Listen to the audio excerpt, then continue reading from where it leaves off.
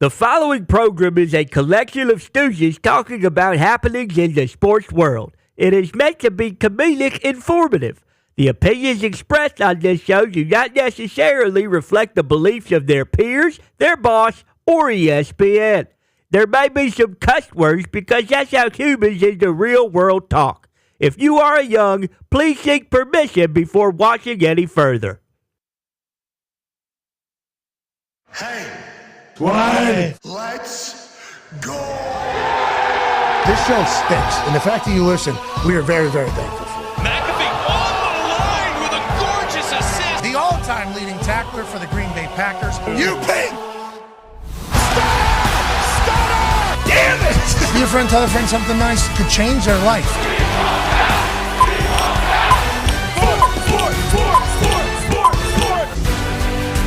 Hello, beautiful people. I am live in Los Angeles, but the boys are in our humble abode, the Thunderdome, on this massive overreaction Black Monday. January 6, 2025. Program starts now. Football! I think we nailed it, boys. I'm not 100% sure. I'm here in Los Angeles at the Intuit Dome, and I'll tell you what, this place is remarkable. It is beautiful. This place is the host of tonight's Monday Night Raw, which will be debuting on Netflix to a global audience, which they're saying could potentially be tens of millions of people. Wow. Now, a star-studded WWE cast has been put on the marquee for this evening. I believe we're even going to see the High Chief. The Rock is going to be here. There's rumblings that brother Hulk Hogan's going to be in town. John Cena starts his farewell tour, and you're talking about a magical evening in the wonderful world of professional wrestling in this building tonight. Now, before we get to that, there's a lot of NFL stuff to chat about. AJ Hawk is live from the Thunderdome in Indianapolis, Indiana. It is January 6th. So, boys, what does that mean? Happy birthday. Wow. Thank you. That's right. Happy birthday, AJ Hawk. Congratulations on making another trip around the sun. I know 4 years ago you had your birthday party at the Capitol. You're not able to do that this year because you had to drive out to Indianapolis, so I appreciate you doing that. Darius J. Butler's back in the Thunderdome. The Toxic Table is back in the Thunderdome at Boston Connor, at Ty Schmidt. One half of the Hammer, Dahn. Cowboys, AP Tone is here as well, and all the boys in the back. Thanks for making this work. The WWE people have been fantastic. Zito production on the back end, we can't thank you enough. The NFL has its super wild card weekend set up, AJ Hawk, and I'll tell you what, the drama is in abundance. The talent is seemingly overwhelming in Detroit. And the AFC has a situation brewing with a rookie quarterback with Sean Payton in Denver that I think the whole world is going to get to witness for the next 10 years. AJ Hawk, big takeaway from the weekend from you. Is it the fact that the Detroit Lions, in what some were calling the biggest game in the history of the NFL against the Vikings on Sunday Night Football for the number one overall seed in the NFC, the Detroit Lions just go in and smack them right on the ass. Smack him right on the ass, 31-9. Jahmyr Gibbs goes for 170 yards, 131 on the ground, 39 through the sky, 4 touchdowns. Goes bananas. They lose Knuckles. He's just Sonic. Well, just Sonic is damn good. And this team is phenomenal, AJ. Yeah, they are. I think the biggest thing, I was talking to D-Buck quickly before we got on air, like how physical this Detroit Lions football team was. Offense, defense, everywhere you look, they're kind of beating up the receivers, D-Buck. I know we talked about, they got after Sam Darnold. I saw Dano on the way here. I was watching some clips. Orlovsky's talking about certain throws he felt like Sam Darnold either missed or kind of left out there that he normally has made throughout this season. I guess, Pat, what do you think when you're watching that? You seeing? I'm not sure exactly what you're doing. You're trying to mimic what was going on. Everything's high. Everything's high. Why is everything that? was high for Sam Darnold? Well, I think because he was zeked up, brother. Sunday Night Football. I think it was the biggest game of the year. I think it was for the number one overall NFC seed. This is for home field advantage over there in Skull World throughout the playoffs. This is to tell a story to your fan base that this team is here and has arrived, and they're only paying a quarterback $13 million. It was a massive evening. We were talking about it. The whole world was talking about it. Anzalone was playing with a bar in his arm. That's how big of a game it was. Had a Super Bowl type feel.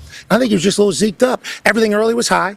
Even that masterful catch by Justin Jefferson on 3rd down or 8, that was a full-out stretch, fingertip grab. So even his completions felt like they were a little bit over the top, and I just think he was jacked up. I think he needed that moment. That was the biggest game Sam Darnold's ever played in. That was the biggest. So I think he needed that. I think it helped him. And D-Butch, what Aaron Glenn did to Sam Darnold in that Vikings offense. Now, obviously, a bunch of fourth down turnovers or turnovers on downs down in the red zone. But Aaron Glenn is just sitting on the sideline on the bench chilling whenever the offense is on the field. And then when the defense is on the field, he's dialing it up. He's dialing it up on these guys. And all year they've been great, no matter who's on the field for him, D-Butch. Yeah, I tweeted last night when I was watching the game, just an absolute master class from Aaron Glenn. And coming into this game, we knew it was fantastic players on both sides of the ball, but great coordinators on all the play callers on offense, both defensive coordinators with Flores and Aaron Glenn. I think he kind of stole the show. Like we've been talking about these injuries pretty much all season long on the defensive side of the ball for the Lions, but they got after him. They hit Sam Darnold more than he's been hit all year. I think a lot of the reason a lot of those balls were high is because he couldn't really step into a lot of them. A lot of them was back foot, somebody in his face, so even when guys were open, he would miss them. And then on the back end, got super physical with the guys, jammed up Jefferson and Addison, Meek Robinson, taking on that challenge, battling and following Jefferson all around. Like, that was a fantastic job by Aaron Glenn and these players that stepped up and played huge roles. Shout out to Shep, obviously the linebacker coach over there, gets Anzalone back. He's a madman. Anzalone's a madman. How about in the first quarter there where the delay, he thought there was a delay. This guy's back for how many weeks off, Foxy? Was Anzalone how many weeks off? I believe 6. 6 weeks because of a broken forearm or whatever, had surgery, came back, and obviously he's a massive piece of this entire thing. I think he's large, too. I think he's a large individual because whenever we get the locker room post-game situations, and MCDC goes, Jaw Gibbs, man, and then he goes to Robertson, man, and then Anzalone gets one. The camera was shooting up at him. He's a staggering man. That hair, I mean, everything. Paisan's a big son of a bitch, I think. He's listed 6'3", 240.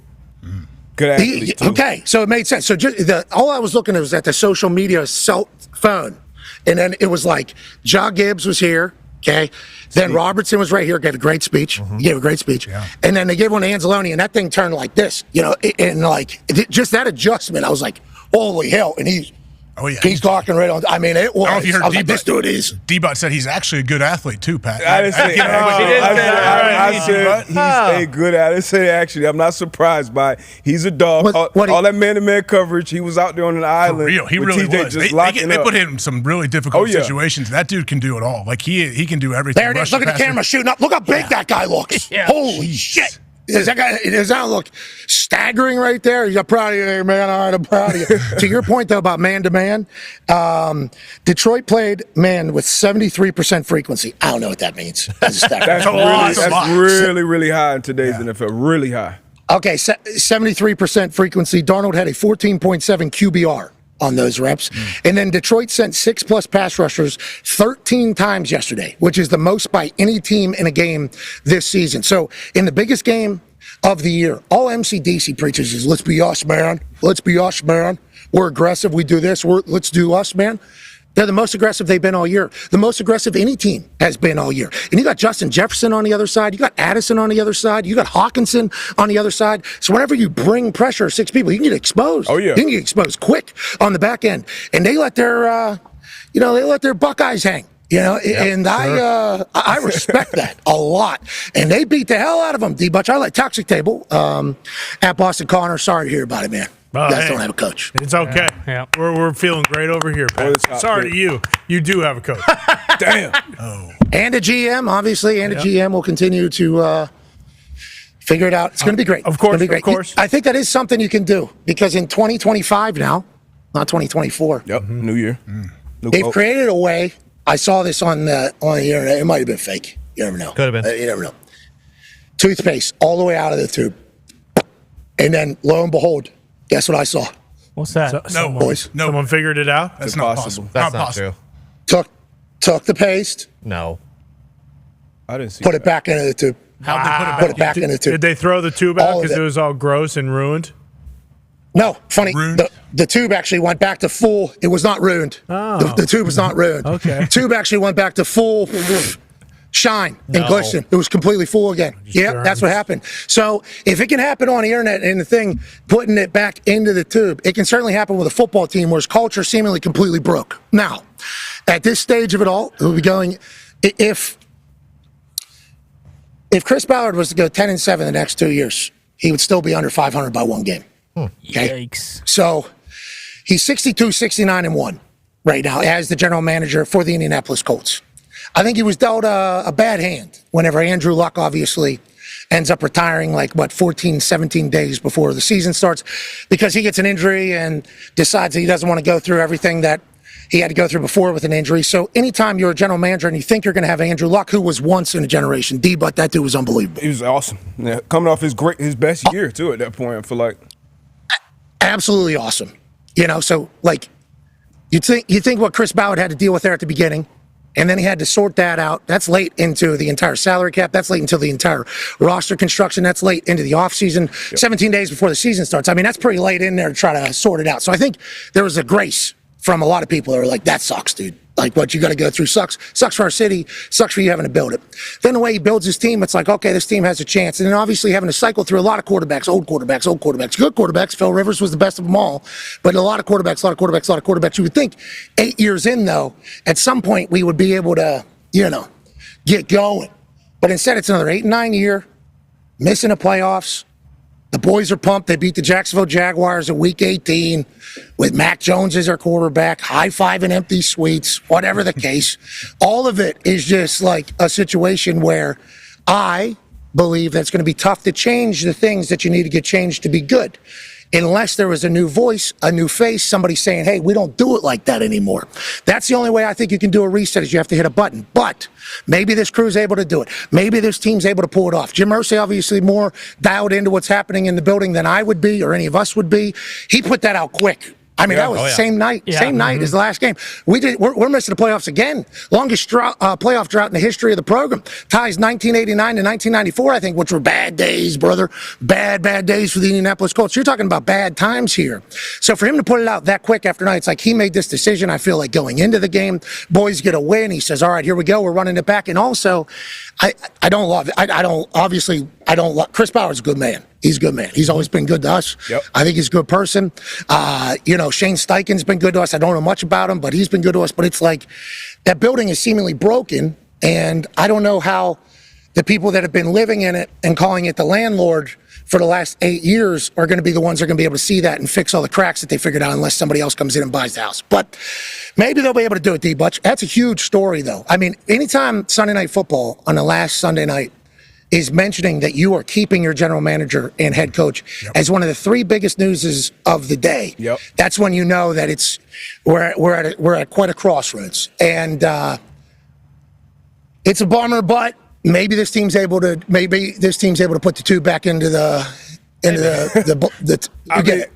they're able to put the base back into the tube like I saw on the internet. Maybe. But other than that, I think we're in for another year of mediocrity potentially, but who knows? Yeah, I put out, as soon as I saw the tweet from Jim, I put out, a little bird call to Coach Nation just to see how they felt, and it was loud. And a lot of responses. A lot of responses. Negative or positive? I would say probably over 98% of them were negative. Okay. Not very optimistic because of what you said. Same leadership. You got the same GM, you got the same head coach, and we're assuming the same quarterback is welcoming back. So those are usually the 3 people you look at after the ownership level. So a lot of questions, obviously, at the ownership level as well, but that's not going to change. Like you said, Jim is going to be Jim. He's going to make those decisions. And as a Colts fan at this point, all I can be is optimistic. I can just be hopeful that they figure some things out. We obviously still have some talented players, but we know how important culture is. We see it with all the teams, pretty much all the teams that are in the playoffs right now. You know what I mean? That's the biggest part.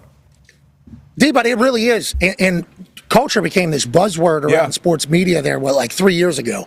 And it's because it's the only thing that matters. Yeah. Legit, it's the only thing. Yeah, it's the only thing that matters for your team. Does your team have one or does it not? Mm-hmm. And if it has it, is it good or is it bad? Because you got good team, bad culture, your team's going to stink. Yeah. You have bad team, good culture, team's going to be overachieving. That's kind of how that goes.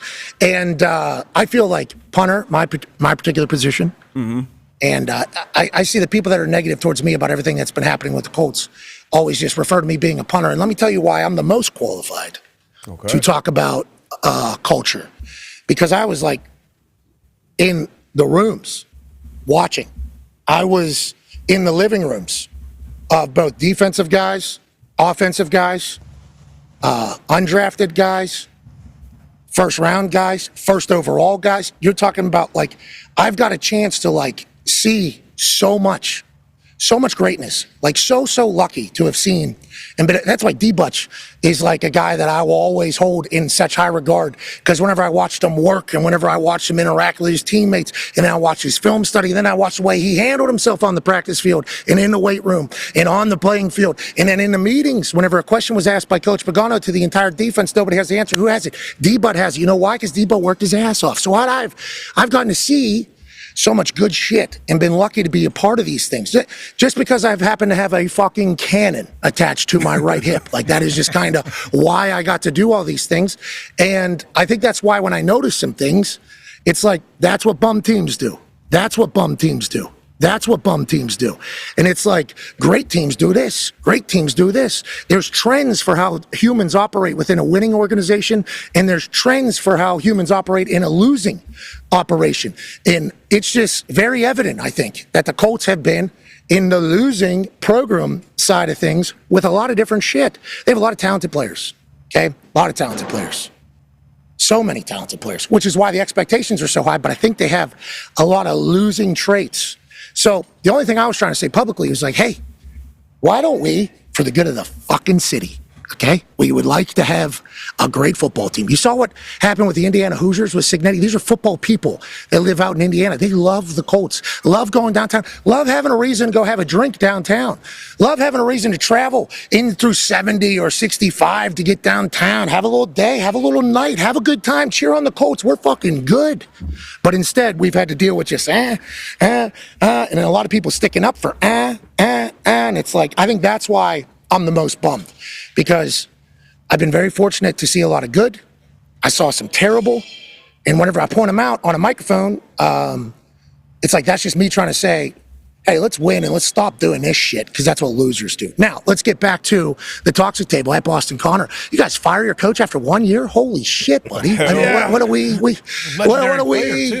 I mean, look, it was a tough year, and I think the hate towards Gerard Mayo, especially yesterday, was a little bit unwarranted. I don't think anybody went into this year as a Patriots fan like, hey, we're going to win 10 games and go to the playoffs and we're going to be competing for a Super Bowl. The ceiling was probably 7 wins. So for the fact that they went 3-14, 4-13, whatever the hell they ended up, because yesterday was a shit show, doesn't really matter in the end. You know, they go from the number 1 pick to the number 4 pick.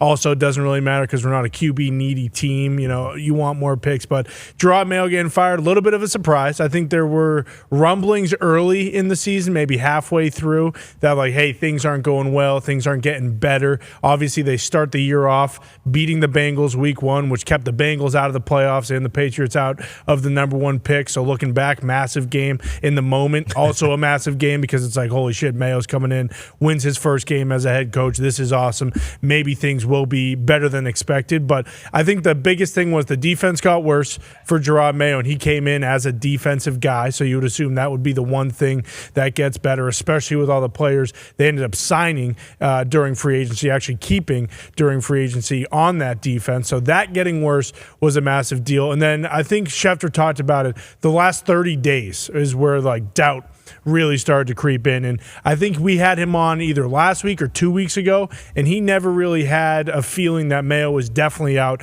And then yesterday on Sunday Countdown, he talked about how he was leaning towards out with Mayo. So it is a bummer. I mean, 1 year is crazy. I think last year Frank Reich was the only one-and-done guy for the Panthers. I think the year before was Lovie Smith, where he won the last game just like Gerard Mayo against the Colts. And then they fired him immediately after. But it stinks because Gerard Mayo was a player everyone loved in New England, and the head coaching, stint, 1 year thing didn't go well. He talked kind of like a fool sometimes in the media where he would say one thing on a Monday and then Tuesday he would walk it back. And that was kind of from the beginning where he said in free agency they were going to burn a whole bunch of money. And then the next day he said, look, we're not just going to spend willy-nilly. So it was one of those things where he was a rookie head coach trying to figure things out, and it went the way it went. And I think this year in particular, and maybe not last year or even the year before that, if this season happens, that, he does come back for a second year. But then when you look at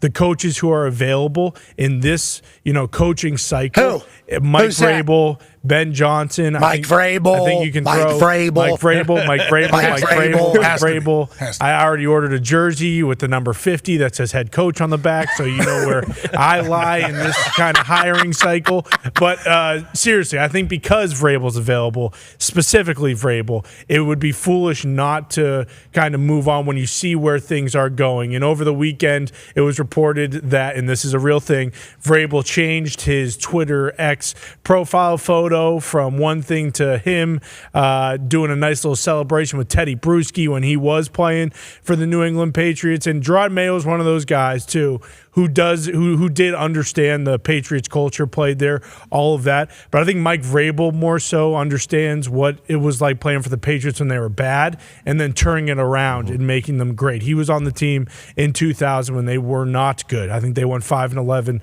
in Bill's first year, and then he was part of that turnaround where in 2001 they went and won the Super Bowl. So Mike Vrabel, all eyes are pointing to him.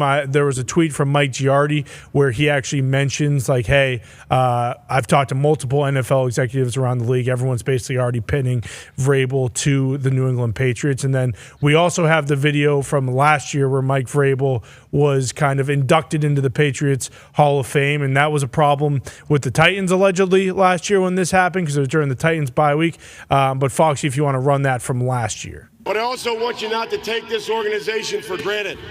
I've been a lot of places. Right. This is a special place with great leadership, great fans, great direction, great coaching.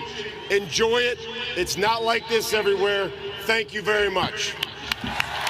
Yeah, so I mean, I know, Pat. Before the show, there was some guy over there who was a Saints or Jets fan, and he was saying, "Hey, bring in Mike Vrabel." If you're a fan of a team that's not the Patriots, newsflash, you're not getting Mike Vrabel because Mike Vrabel's going, I think, to New England. Okay, so I like that he's interviewing with the Jets, though. Drive that price up, too. Let's make sure Robert Kraft has to do some business here to get Vrabes in there, recruit him. Let's not just hand over the reins. But Vrabes probably is thinking the exact same thing. I think the Twitter profile photo change is a big deal, personally. I think the speech that he gave whenever he went into the Ring of Honor, I think that's a big deal. I think everything about Vrabel being available and Gerard Mayo getting fired immediately after a game in which they won and lost the number 1 overall pick, it's like this is happening quick. And if you do recall, after Kraft fires Bill Belichick, which I wonder how that is now. Yeah, I think that might change 1 year a little bit. Is that right? 1 year of, is that right? Potentially? You think that's what Bill Belichick's going to say to the Kraft family? I don't think he would actually say it, but he's certainly, when he lays his head down at night after recruiting some transfer portal guy who's got a cannon of an arm, he thinks to himself, I wonder if the Krafts kind of maybe have a little different opinion of things. I hope they get it right, obviously, for the future celebration. But it's like, with how quick they hired Mayo, this was the prince that was promised. Feels like the Vrabel hiring will probably come pretty quick as well. I don't know how I feel about 1 year getting fired, though, H. Like, if it wasn't for this particular situation with Vrabes being available, and we know this isn't like Jeff Saturday getting hired. No offense, Jeff Saturday. I love Jeff Saturday. I think Jeff Saturday would do a great job at anything he wanted to do, including model. He's a handsome son of a bitch. Yeah. You know what I mean? He's a handsome. But Vrabes has been a head coach. He's dealt with ownership. He's dealt with everything. I mean, he has literally done everything you need to do to be a head coach, and he's already experienced the highs and the lows at one place as a head coach. I think he's a perfect guy, Age. Yeah, he does feel like a perfect guy. And what's telling in that speech that he gives, he says, it's not like this everywhere. Like, believe me. I think he said at the end of that. Yeah. That's saying, like, hey, this place is absolutely special. You guys do things. It may not be perfect because nothing is perfect, but how you do things is conducive to winning as you got a sweet laser light show going on. They're getting everything all queued up for tonight, huh? I think there's going to be a lot of the laser light shows. I think there's going to be a lot of laser light shows. This place is made out of laser lights, it looks like, legitimately. These seats all have little, you know how the wristband things at the concerts? Mm-hmm. You know how they make it like at the Taylor Swift one. We were doing this one right here, and it was a light show. We were doing a light show for the entire. Every seat has one of those. If you can see on my shoulder, those are all seats. Every seat has like a light show part of it thing. And if we know anything about WWE, like they're going to utilize all this shit. I mean, all this shit is going to get utilized. Tonight's show is going to be insane, I think. From what I've been hearing, I think tonight's show is going to be absolutely insane. Love it. Just, I think fastball cometh. Some surprises too, right? Real faces. Yes. Yeah. I mean, this is everything that's been announced thus far. Ooh. There was like mass.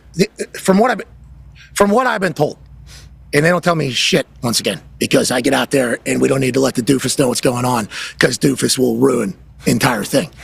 But it's like, from what I've been told, we got huge coming out here. I mean, it's going to be an insane night. Speaking of huge surprise guests, this guy comes on every week, and every time he surprises us with some great information. Ladies and gentlemen, senior NFL insider at ESPN, Michigan man, Adam Schefter. Yay! Gentlemen, first of all, Pat, you're in the Intuit Dome. That's pretty cool. And I don't get the honor usually of being on with AJ. It's happened before, but nice to be with AJ as well. Good to see you, Chef. You look great.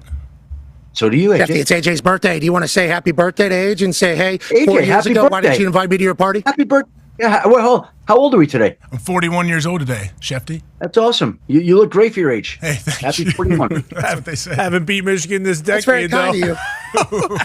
I haven't played Michigan in 20 years, say that. unfortunately. Hey, Shefty, why didn't you go to AJ's birthday party 4 years ago? I did not get that invite. If he had invited me, I would have been there. Everyone was It was an open I invite. think everybody was We're invited. good. I think everybody was invited. Only certain people went, though, Age. Tell them about it. Was that the Capitol? Tell them. Yeah, Shefty, I was not at the Capitol. Pat tries to say that there was a party for me that was thrown 4 years ago at the Capitol. I was not there. I don't know who was. I don't know if Shefty was or not. You were wearing a Viking hat, were you? Well, I was not. Yeah, Not on that you were- particular you had your day. feet up. Didn't you have your feet? You kicked your feet up on your birthday. I remember. Yeah. What if that was? All right, let's get to football. Face paint lady there. Happy birthday. Happy birthday. That'll be wild. You'd probably be in jail. All right, Yep. Let's get to NFL. Let's get to NFL football here. Shefty, you made an announcement that every human that is not coaching somewhere is interviewed for the head coaching job with the New York Jets. Is that an accurate statement? And one of those names, Mike Vrabel, we're all just assuming he's headed to the New England Patriots. Where are we at with the Jets coaching search and then the coaching search as a whole, Shefty? Well, the Jets obviously have put a lot of time and thought into this, getting ready for this, having all season to prepare. And so they've submitted a whole bunch of requests today for a whole bunch of candidates, some really intriguing guys out there, Aaron Glenn and Brian Flores and Josh McCown, and some GM interviews with Mike Borgonzi in Kansas City and Mike Greenberg in Tampa. And by the way, let's just focus in on that for just one moment. Like, how incredible would it be if the Jets general manager were named Mike Greenberg? Like, that in and of itself, like, they should hire him just for that reason alone. Like, that would be awesome. What if every time you walked into, he was standing there saying, "It's time to get up," with the New York Jets? What if he did a full Greeny kind of intro every single? That would be magical. But Mike Greenberg, a salary cap gymnast, gold medalist down there with the Tampa Bay Buccaneers, if we do recall. Well, you want another little factoid about Mike Greenberg as well? He and I went to the same high school. Oh. Holy shit. Oh, What? what high school is that? What type of high school is that? Same high school as Amy Fisher, Belmore, John F. Kennedy. Amy Fisher. Where's that at? Long Island. It's on the South Shore of Long You play Island. lacrosse? Right. Long Island, big lacrosse place, right? Oh, yeah. Big lacrosse. Big, yeah. What'd you I was play? not lacrosse. Best Fullback, linebacker, Shefty on the football team. What'd you play? Yeah, crew. AJ, Rappaport. I played pick up the jock strap as fast as you can. Whoa. You did great too. You did good. great. Wasn't he? He was I'll get so you now. good. Other networks You playing s- that game, too. Whoa. Okay, all right. Hold the phone. A lot of allegations, a lot of serious allegations on the internet, obviously. Right Good now. Let's internet, get though. back Good to the internet. head coach. Wild west of the internet. Haven't seen the internet like that in some time. Plus, week 18. It was yesterday was alive. Schefter, as you know, your phone is alive in this particular time. So the Jets have cast a wide net because they've had a lot of time to prepare for this. Let's get back to New England. There, Mike Vrabel's going there. Is that just kind of assumed? Because that's what Connor, I think, has been thinking since the conversation about Mayo maybe not being back kind of started, which was a few weeks back. Look, I think that is logical to think, but I think that there's a lot that still has to unfold before that were to happen. That's not to say it's not going to happen, but again, they have to meet. There are other teams interested in Mike. I don't know if all of a sudden the Jets or Bears or Saints are going to come stronger for him and present something that's going to convince him to go. You just don't know how that's going to work out. How do you think he may feel about the way that the Gerard Mayo situation went? There's a lot of things. Plus the Patriots, they've never embarked on a real head coaching search, and they're going to listen to other people, and they have to listen to other people. How do we know that they're not going to meet somebody that strikes their fancy? My point is, yes, I think John Mike Bon Vrabel Jovi. Ooh, exactly. My point is, Mike Vrabel is absolutely a leading candidate for the New England Patriots head coaching job, and I think the choice in the end that a lot of people would expect to unfold. But I think there's a lot that has to happen before you get to that spot where he does, in fact, become the head coach, if that does happen. Shefty, when does the first hiring happen? I know there's different rules on when you can interview people, when you can't. All this stuff is depending on if your team is still playing. But when do you think the first hiring takes place? And like the Chicago Bears specifically, I know it's a two-parter. What do you think they do? I hear a lot of people talking about how coveted of a job that is, how a lot of people want that gig. I guess with Chicago, we can answer that one first. What do you think happens there? Well, first of all, in relation to timing, the league has put guardrails and rules into place to slow this down dramatically. And it used to be for years, that this day came the day after the season, and there was a sprint to go interview candidates and hire them right away. And now the rules are set up and designed so that any coach on a team, any executive on a team for a GM job, they cannot interview face-to-face until after the divisional playoff round on January 20th. And so it used to be for years, most jobs were filled by the time January 20th rolled around. Answer it. Got to get it. No, not right now. You got to get that. Oh, we got to get it, Shefty. Yeah, you got to. We'll mute you. We'll mute you. We're going to keep you on the stream. Next call comes in. I missed that, and I apologize because maybe the person who called is watching. But what I was about to say is, by the time we got to the divisional playoff round, most, if not all of the jobs usually were filled. And now, I'd be surprised if we had a single hiring by the divisional playoff round. I mean, you might get one, but the league has really slowed this down so that teams take their time and everybody gets the proper consideration and nobody races to get it done. And now it lingers until late January, early February. Now we're getting hirings like Super Bowl week. By the way, it's just more attention for the league, because the league needs that. I think it's good. We've been petitioning and campaigning for this for a few years, a coaching hiring part of the season of the calendar, because these dudes working their asses off to get to the biggest game of the year, then them having to do a 4-hour interview. If you got to answer that, you answer that. I just want to let you know that. If you want to break some news, go ahead and break some news. That's what this day is all about. Overreaction, Speaker. Black Monday. You know what I mean? That's the entire thing. But it's just like, I think them having to do the 4-hour interviews, like the day before having to prepare for a divisional round or a playoff game or something like that. Like, we thought that was stupid. Yeah, we thought that was very dumb. And then we thought people wanting to hire coaches that lost earlier just because they could hang out with them more before they could hang out with anybody else was dumb. I thought that was stupid. The best coaches are on the teams that are going the furthest. Not always, but you can kind of assume that's the case. And you're going to hire before you can even meet that person because they're in the middle of a Super Bowl run. Isn't that what you're trying to do? So the fact that the NFL kind of put like mandates on that to happen, I like that move. I do like that move. Now, let's talk about some other big news. Down in Miami, what was that all about? Here's a video of Tyreek Hill after the game yesterday, chit-chatting about his future for both himself and his career. I mean, for me, like I said, man, I just got to do what's best for me and my family, dog. If that's here, if that's wherever the case may be, man, I'm finna open that door for myself, dog. As I'm opening the door, like I'm out, bro. You know, so it was great playing here, but you know, at the end of the day, bro, I gotta do what's best for, you know, for my career and, you know, what's best, because I'm too much of a competitor to be, you know, just out there. Bro. Mean you thinking about leaving here? If it is, hey, all right, you got it. Hey, he's like Kramer from Seinfeld. He opened the door and he was out of it at the same time. You know, I mean, he bang, bang, boom, he's out of here, you know, in the same statement. What are you hearing down there? It's pretty crazy Miami Dolphin talk as I spent 4.5 hours on a tube with a Miami Dolphins fan this morning. Well, I'll just say that the year started with Tyreek Hill news and it's ending with Tyreek Hill news because that's a wild post-game commentary to offer at the end of the season. Like, he can say whatever he wants, but it feels like this has been building and going on for quite some time.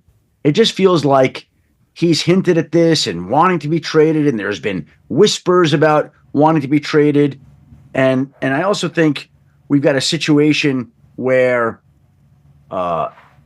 yesterday he was hurt and didn't play. Like, there's more to this, and clearly there are enough issues there yesterday that tell you that I think their future together is murky, and we'll see how each side decides to handle it going forward. They were lurking. Now it's murky with Tyreek Hill. What is happening with Tua Tagovailoa? Saw him yesterday. I don't want to say checked out, but seemingly just kind of not as involved as he was the week before on the sideline. That week before on the sideline kind of came out of nowhere. Is he okay? What's his future look like? Well, he's got a hip injury, and it's the same hip that had surgery in college. It's not the same injury, but it is the same hip. And I think it's a case where if they had gone to the playoffs, he could have pushed to play. But look, you could see early on yesterday, Denver was winning big. The Dolphins weren't. And it was a case where Miami, as soon as the game started, didn't have a realistic chance to get to the postseason. So, Tua's got to get that hip well and right. And obviously it's troublesome that it is the same hip, but he'll have time now to rest it up and get it ready for the 2025 season. Okay, so there's zero. This is good. His hip's going to be completely fine going forward. We're going to be good. Tua's back 100% next year. That's the understanding. Yes. Well, let's see what happens during the offseason. Yes. It's good news, Gump. It's good news. Yeah. That's good news for the Fin fam. Speaking of the Fin fam, D-Butch, Tyreek Hill might be gone, but Tua's back. That's good news. Missed the playoffs, maybe next year. Great news. I obviously don't love it. Obviously, Tua, you want him to be able to be healthy, but it's a violent game. He did seem a little checked out over there on the sideline with the shades on. Cool shades. That was a little surprising to see him. Sunglasses. Yeah, to see him shades, sunglasses, specs, whatever you want to call him. Didn't love that. Then Tyreek, he just got a new deal at the beginning of this year, and then like Shefty said, now you left Kansas City, back-to-back Super Bowl champs, going for number 3. Maybe he's missing that. Wouldn't mind seeing him with the Chargers or the Ravens next year. But anyway, another big question I have, something that surprised me, hearing from Jay Glazer yesterday, that teams may possibly be looking to trade for Kevin O'Connell, who is going into his last year of his deal. I expect a deal to get done pretty quickly here with Kevin O'Connell and the Vikings. But what are you hearing on that front?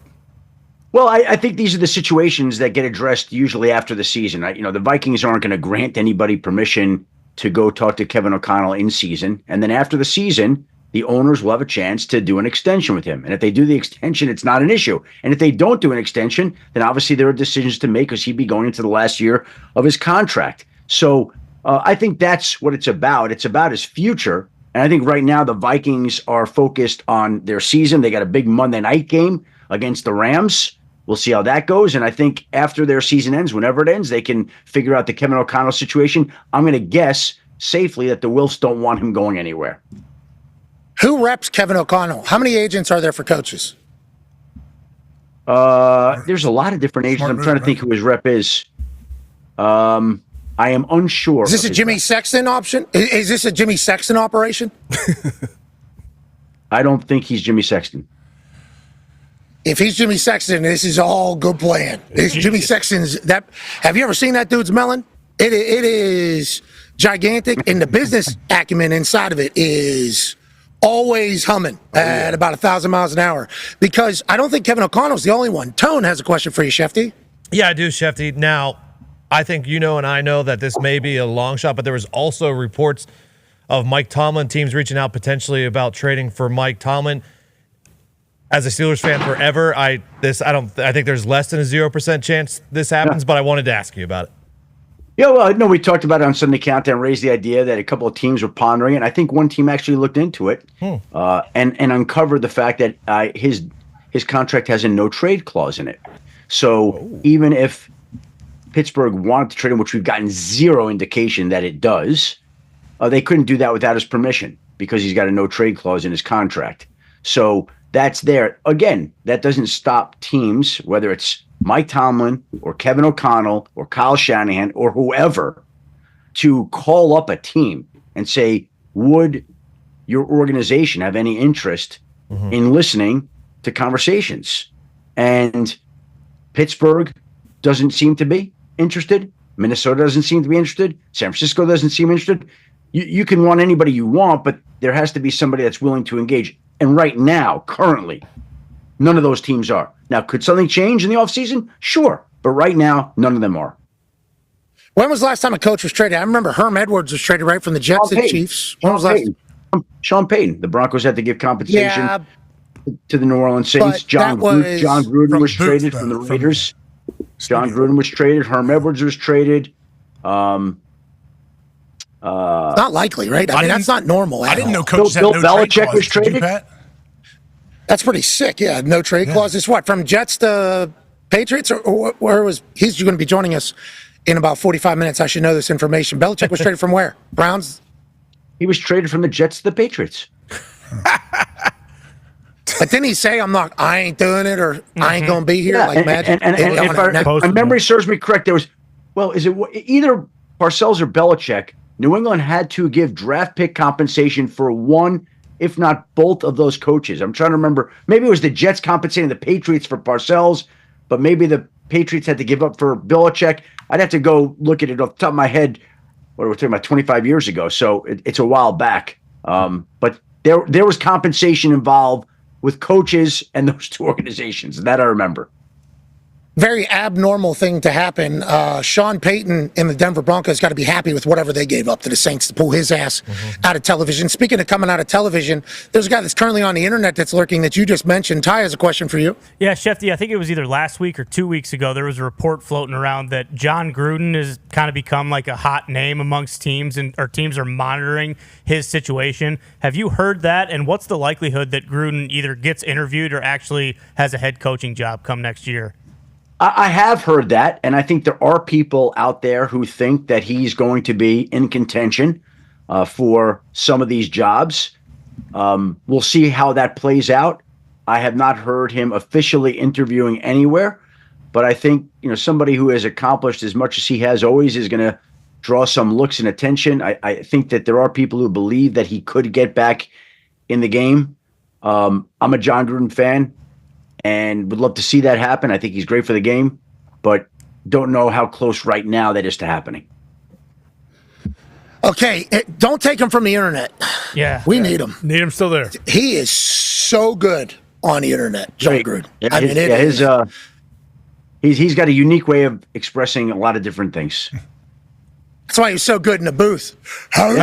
Boston Connor has a question for you. Yeah, Shefty, some news this morning was Deshaun Watson's rehab had a setback, and now his status for 2025 is uncertain. So basically going forward, that'll be known as the worst trade and contract in the history of the NFL, and now no players will ever get a guaranteed contract. But that's completely beside the point. Do you think that the Browns, now that they sit at the second overall pick, are going to consider drafting a quarterback in this upcoming class, or do you see them maybe signing like a veteran a la Kirk Cousins if he's a free agent? I think that they were considering drafting a quarterback at 2 and signing a free agent before this Deshaun Watson diagnosis that came in this morning. I think that when you look at that draft board, the way it sits, they're sitting there with the number 2 pick. I think everybody would assume that Tennessee potentially could go quarterback at 1. So Cleveland could get one of the top 2 quarterbacks in this draft. Now, this is a conversation that we'll be having a lot leading up to the draft. Is there a quarterback that's worth taking ahead of some of these positional players like a Travis Hunter? And these are decisions that teams will make. But Cleveland all along was always going to be in the quarterback market. Always. I don't believe they're counting on Deshaun Watson starting or saving their season. If he comes along and plays, great. If he doesn't, then that's the way it is. But they were going to go out and strengthen that position no matter what, whether it's through the draft or through free agency or through trade or any combination of those factors. The Browns are going to change that quarterback room next season. It ain't going to be Bailey Zappi starting on opening day next year. So we'll see how that works out. They're going to. I would expect that they have a new starting quarterback on opening day in 2025. And then is that the same guy that's in 2026? Well, they would like that to be the case, of course. I mean, in their world, they maybe they draft They can't get out of that contract, right? With Deshaun, they can't. They literally cannot get. I know what Denver's eaten with Russell Wilson is like what, $50 million or something, and then they have $40 million other in dead cap money. I put a number out, $45 million. It was fact checked. By the way, you touched on Denver, and I want to address that for a moment because Denver is carrying over $80 million in dead cap this year. $80 million. So I want you to think about the job that organization has done, carrying that dead money. And you talked about going out and getting Sean Payton, right? Well, I think that was key. And then he identified early in the process Bo Nix as a guy that he was enamored with right away. I mean, early in the process. That was going to be his guy. And if you have a head coach as sharp as Sean and a quarterback like Bo Nix, who Steve Spagnuolo this past weekend was comparing to a junior version of Josh Allen. Now, again, it's early, a lot of time left, but to even be in that conversation is something, considering the poor play that the Broncos have gotten at that position. They haven't been to the playoffs since 2015. They've turned it around. They've got their coach. They've got their quarterback. They're feeling great. I mean, that's unbelievable with all the dead cap money, the job that organization did. So well done by them. Where were we going? I forget. I diverted. Well, it's here. Let's just finish this point. Then we'll get back to the Cleveland Browns potentially eating all that dead cap, like the Denver Broncos chose to do with the Russell. Hold on, Shefty, Jesus. To make your point about Sean Payton loving Bo Nix, here's him on our draft night spectacular, literally 15 minutes after he drafted him. The thing that was most impressive, and we have these things, Pat and Bill knows that we have critical factors. You know, we don't want linebackers that can't tackle, receivers that can't. I mean, there's certain things that are musts. Yes. And I think it's hard. I think it's hard to be an NFL quarterback if you know you're not somewhat accurate. And watch his pro day, and then we were there for the pro day, and then our private workout was the following day. We threw 80 more balls, and I can't think of a pass where and so. The first sign of an inaccurate quarterback is when you're throwing these shorter routes because the ball's got to be on the right shoulder. It's got to be on the, for the back. The camera work. It's a little bit easier down the field to stretch the ball and maybe hide your accuracy deficiencies. And so, man, it was impressive. And I just remember we got in the car afterwards and I just looked around and I said, "Are you kidding me?" I mean, the other thing was I was surprised how big he's 6'2", 218 pounds. And, it's hard sometimes when you play on the West Coast. Your games are on at 9 p.m. But I think the biggest thing is trust in what you're seeing, and I say that respectfully. Everyone has jobs to do, and it's always like, well, manage the draft. This is you could have backed up and got him, and I heard that with Patrick Mahomes when Kansas City took him, and I'm like, well, they couldn't have backed up and got him because we were taking him with the next pick. Okay, so Sean Payton was going to draft Patrick Mahomes, and he fell in love with Bo Nix when he threw 80 more balls the day after his pro day and went bananas. So they were willing to move forward without Russell Wilson and taking a cap hit with a rookie quarterback. Now they're in the playoffs. What a wonderful turnaround. The Browns, though, they would be eating a massive amount of salary cap, just like the Broncos chose to do. Go ahead, Shefty. But here's what I was going to say. We've got, I think, a couple of teams that have provided roadmaps to the Cleveland Browns to show how it's done. A couple of years ago, the Tampa Bay Buccaneers had a similar amount in dead cap money, and they went out and got an unwanted quarterback in Baker Mayfield and turned around their franchise. We see the Denver Broncos with over $80 million in cap charges go out and draft Bo Nix and turn around their franchise. So if you're Cleveland now, in a perfect world, you're going to go draft a guy, and maybe you go get Kirk Cousins, because Kirk Cousins is going to get to choose the place that he plays, being that the Falcons are basically going to be paying his salary in 2025. So whether that's Cleveland or somewhere else, he's going to get to go pick where he wants to go play in 2025. But the Browns know, even with that contract, in an ideal world, you get a rookie, that you're carrying a rookie quarterback contract, that rookie makes it in this league and can help offset the Deshaun contract over the course of the remaining term of it. In that rookie contract at the quarterback position is so vital, which is why the people in Atlanta have so many questions. But, hey, Kirk Cousins is going to be on the market probably quickly in due time. They'll get that all sorted. So will Andrew Berry in the Browns, I assume. Go ahead, AJ. Shefty, what do you think the Jets do, obviously, with the head coaching search and also with the Aaron Rodgers situation? I know Aaron said after the game they asked him, it was rumored that people close to you said this may be your last game. You're probably done playing. I thought that was AJ. I thought that might have been you, Shefty. Can you clear that up at all? And what do you think Aaron does? What do you think the Jets do at the head coaching?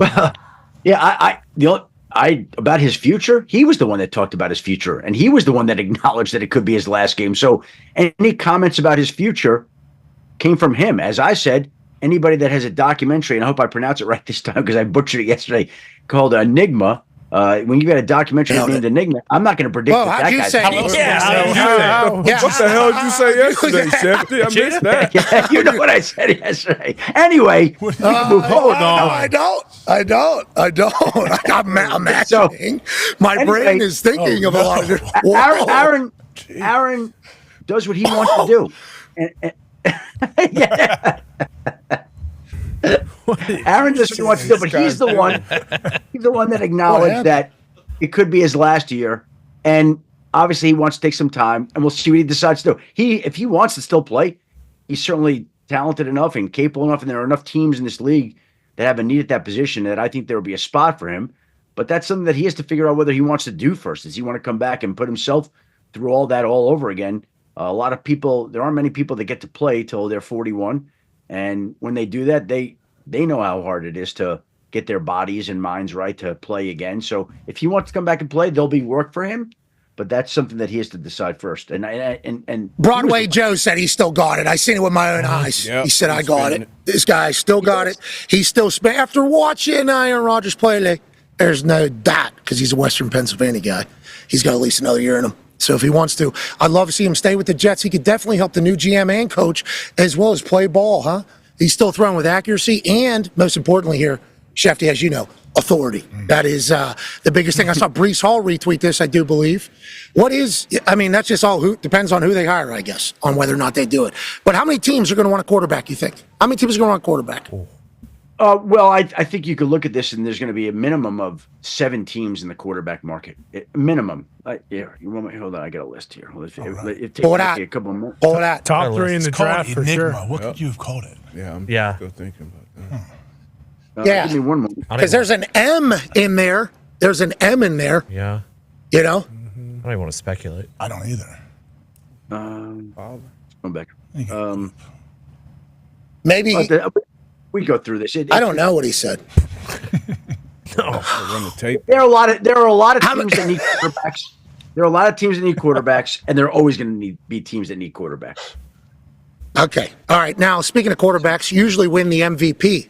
I would like us to have a conversation with our AP voter about how the comeback player of the year is not an award. It's no longer an award that is just given out to the person who sucks one year and then plays great the next year. Tone, this is a PSA. This needs to be made. People are making bets right now on, you're an AP voter, so you're actually giving away maybe your vote here in this entire thing. People should listen to it just as a bad bet to begin with because you're a voter deciding these things. Yeah, so I put out the tweet, and I want to read it just so, it changed after last year with the DeMar and Joe Flacco winning comeback player of the year, whether it is someone who is the most improved player or someone who has, overcome an injury or something like that. So the spirit of the award is to honor a player who has demonstrated resilience in the face of adversity by overcoming illness, physical injury, or other circumstances that led him to miss playing time the previous season. So yesterday Sam Darnold was the betting favorite at a lot of sports books, but there wasn't anything that led him to miss time the previous season other than Brock Purdy was the starting quarterback and Sam Darnold was not.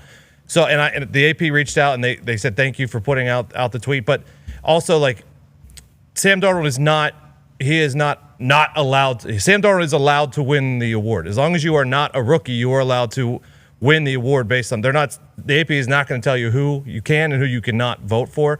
But in the spirit of the award, I put out that tweet, and it just doesn't it seems like after Geno won and then Flacco won, Sam would be in that category this year. But after last year, they kind of changed the spirit of the award to someone who has overcome something like an injury or an illness or something like that. Most improved. Oh, last year, Damar Hamlin could have won over Joe Flacco and didn't.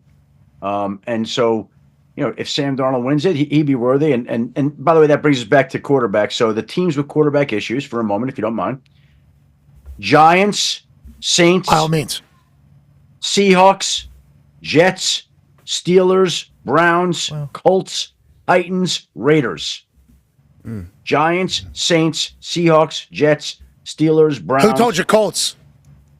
Who told you Colts?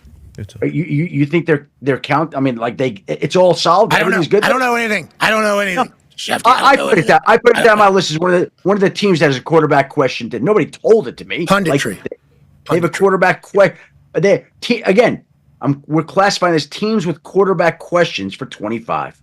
Like a lot of questions in Indianapolis. Hey, do you have any questions in Indianapolis? Yeah, well, that's Drake May. Obviously, the answer up there in New England. Congratulations. Obviously, you should be pumped about that with the new coach. Hopefully, he'll be able to put a winning culture in there. Speaking of winning culture, you read Jim Irsay's letter alongside of us? Is that when you found out what was going on in Indy? How long you know? Well, what did I say to you yesterday? We were texting yesterday. I said to you, I think they're safe, right? Did I said that to you in the morning? Yeah, you did. You did. A couple of texts, right? Yeah, I didn't know how exactly before the game was even really played. How do you know? The boys get a big-time win over Jacksonville. Huge. Big time. OT. Big-time win over Jacksonville. That was huge. Jacksonville's been our Achilles heel to this entire time, so that's a huge win at home to go into the offseason. And that thing was put out pretty quick. So I feel like he had a decision made before the game even started, but hopefully they're able to turn around. We can't thank you enough. What did we not ask about that we should have asked about? And what do you think is coming through your phone every 10 seconds? Yeah. There has to be something that you're waiting on to get confirmation.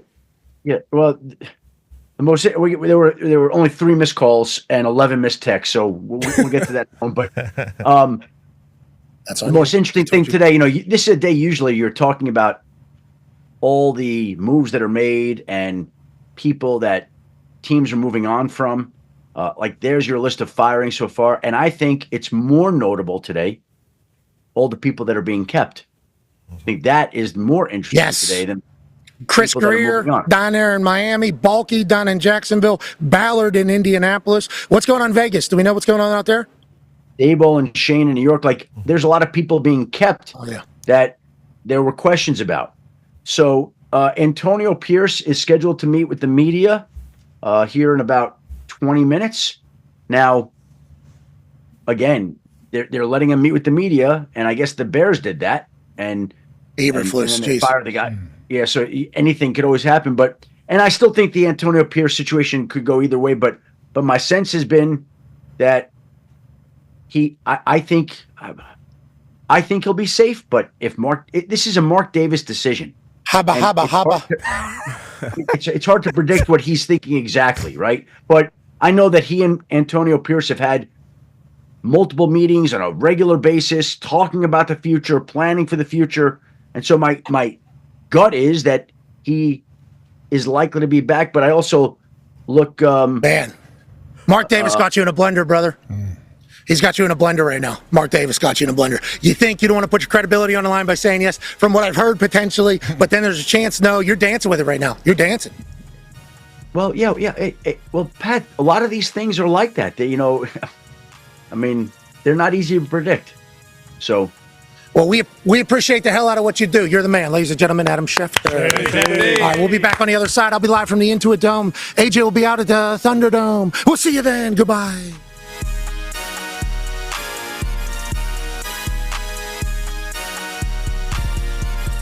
Belle Sessions, who got here at 3 a.m. this morning, was the winner. Her ticket was pulled, and you thought to yourself immediately, what, Belle? I knew I couldn't do it, and he was next to me, and he said that he could, so we're splitting it. Okay, so Belle Sessions made the decision to talk to my man, Henry Silver, who Henry got here yesterday at 6 p.m. He's been waiting for this moment. Now, Henry, you told her that you could make it. Why do you think that's the case? Have you ever kicked a ball before? I've kicked a ball before. I've played soccer my whole life. I think I can do it. This kick is for $150,000. You said you would split it in half, right? Okay, so let's make it $200,000. If you make it, you will both get $100,000. Where are you from, Henry? I'm from Fishers, Indiana. Who's your favorite NFL team? The Colts. Hell yeah, dude. Hell yeah. Come on, bro. Hell yeah. To hell with the Falcons. That was rude. They didn't deserve that. I like that. Henry, 33 yards, $100,000 for you, $100,000 for her, $200,000 to hurricane relief, $400,000 on the line. Henry, are you ready? Of course. Have you ever said anything bad about kickers? Of course. Shut up. Let's go. Now, here in Athens, Georgia, it would be beautiful if $400,000 would be up for grabs. Why don't we double it? Because the Georgia Bulldogs. So, $800,000 kick right here, Henry. But what I want to let you know is you're not getting a second opportunity. I don't care if this entire place starts chanting for a second kick. One kick, 800,000 racks, 400,000 to hurricane relief, 400,000 to you two split, 200 grand each. Henry Silver from Indiana for Bell Sessions. Let's go, Henry! Oh my!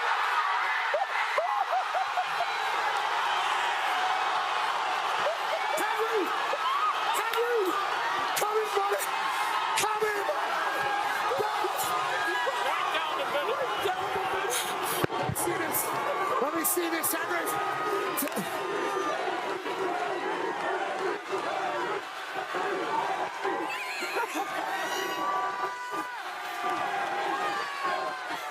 That was amazing.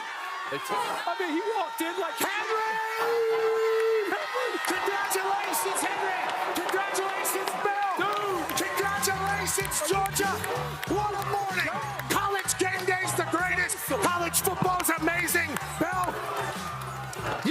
The following program is a collection of stooges talking about happenings in the sports world. It is meant to be comedic informative. The opinions expressed on this show do not necessarily reflect the beliefs of their peers, their boss, or ESPN. There may be some cuss words because that's how humans in the real world talk. If you are young, please seek permission before watching any further.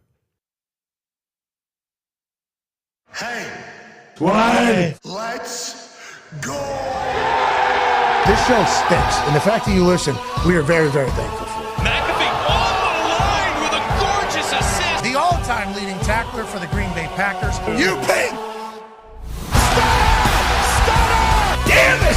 Be a friend, tell a friend something nice could change their life.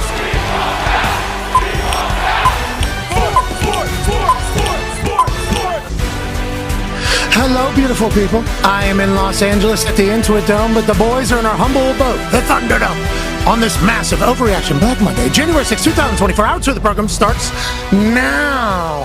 Football! I don't know if I hit it or not. I was trying to read your boys' hands cues. I appreciate you so much for the beat drop there. A.J. Hawk, obviously sitting next to me, the all-time leading tackler for the Green Bay Packers, a Super Bowl champion, a national champion at the Ohio State University. Massive week, college football playoffs, semifinals, Thursday and Friday, A.J. down in Miami, then in Dallas. How do you feel? You a little bit nervous for the Ohio State boys? Or you think the time is now for the Buckeyes? No, I think the time is now for the Buckeyes, but it is a real thing. Now there's all these expectations. I believe they're the favorite to win the national championship. All of these things, the dynamic kind of changes around the team. I think the team inside and what they've been doing day to day stays the same. But I think now fans, I don't know how you guys feel, but fans get a little bit nervous when things like this happen. Now you're not the underdog. You're not as much the chip on the shoulder team. Yep. Now you're expected to win. Now it's a little bit different. I think it happened with the Packers this year, without a doubt. And yikes. Expectations are tough sometimes for teams to deal with. But luckily, I think the teams insulate themselves very, very well. As Michael Cole is getting strapped in, I guess, next to you, huh, Pat? Yeah, Michael Cole came stomping around earlier while I was doing the intro to the second hour, obviously.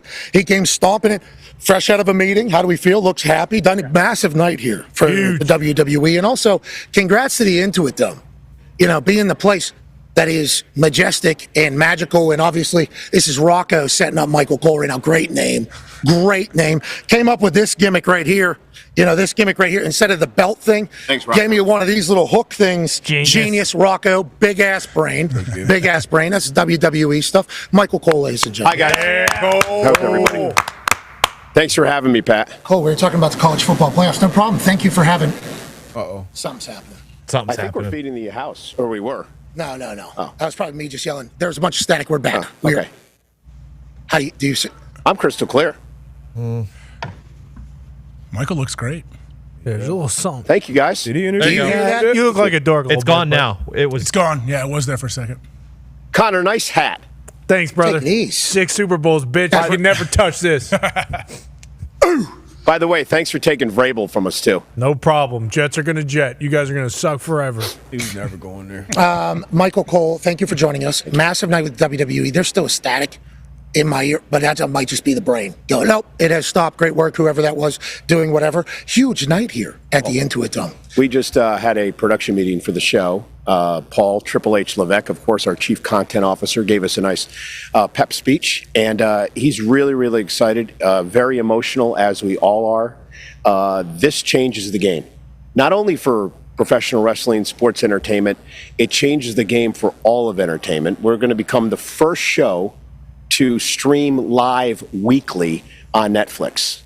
Obviously, we've talked about the NFL. We've talked about the Tyson-Paul fight. This is a game changer for across the board entertainment-wise. Forget professional wrestling. No, for us, huge game changer, especially with Netflix getting, into the NFL and a relationship with the WWE. You know, a lot of people thought about yesterday, today, and tomorrow whenever it comes to technology and how people are going to consume stuff. Everybody thinks tomorrow's already here, where everybody's already streaming, everybody's already on the internet. Linear television, obviously, still very important. Linear television still putting up massive numbers. I think the Rose Bowl got like 21 million or something viewers by Nielsen standard, which, what is that? I don't know, but what about the altcast? The numbers that the McAfee altcast did for the Rose Bowl. The boys crushed it. Obviously, we had a good time. They said most ever, boys. They said most ever. Yeah, most ever. Most ever, boys. Very good.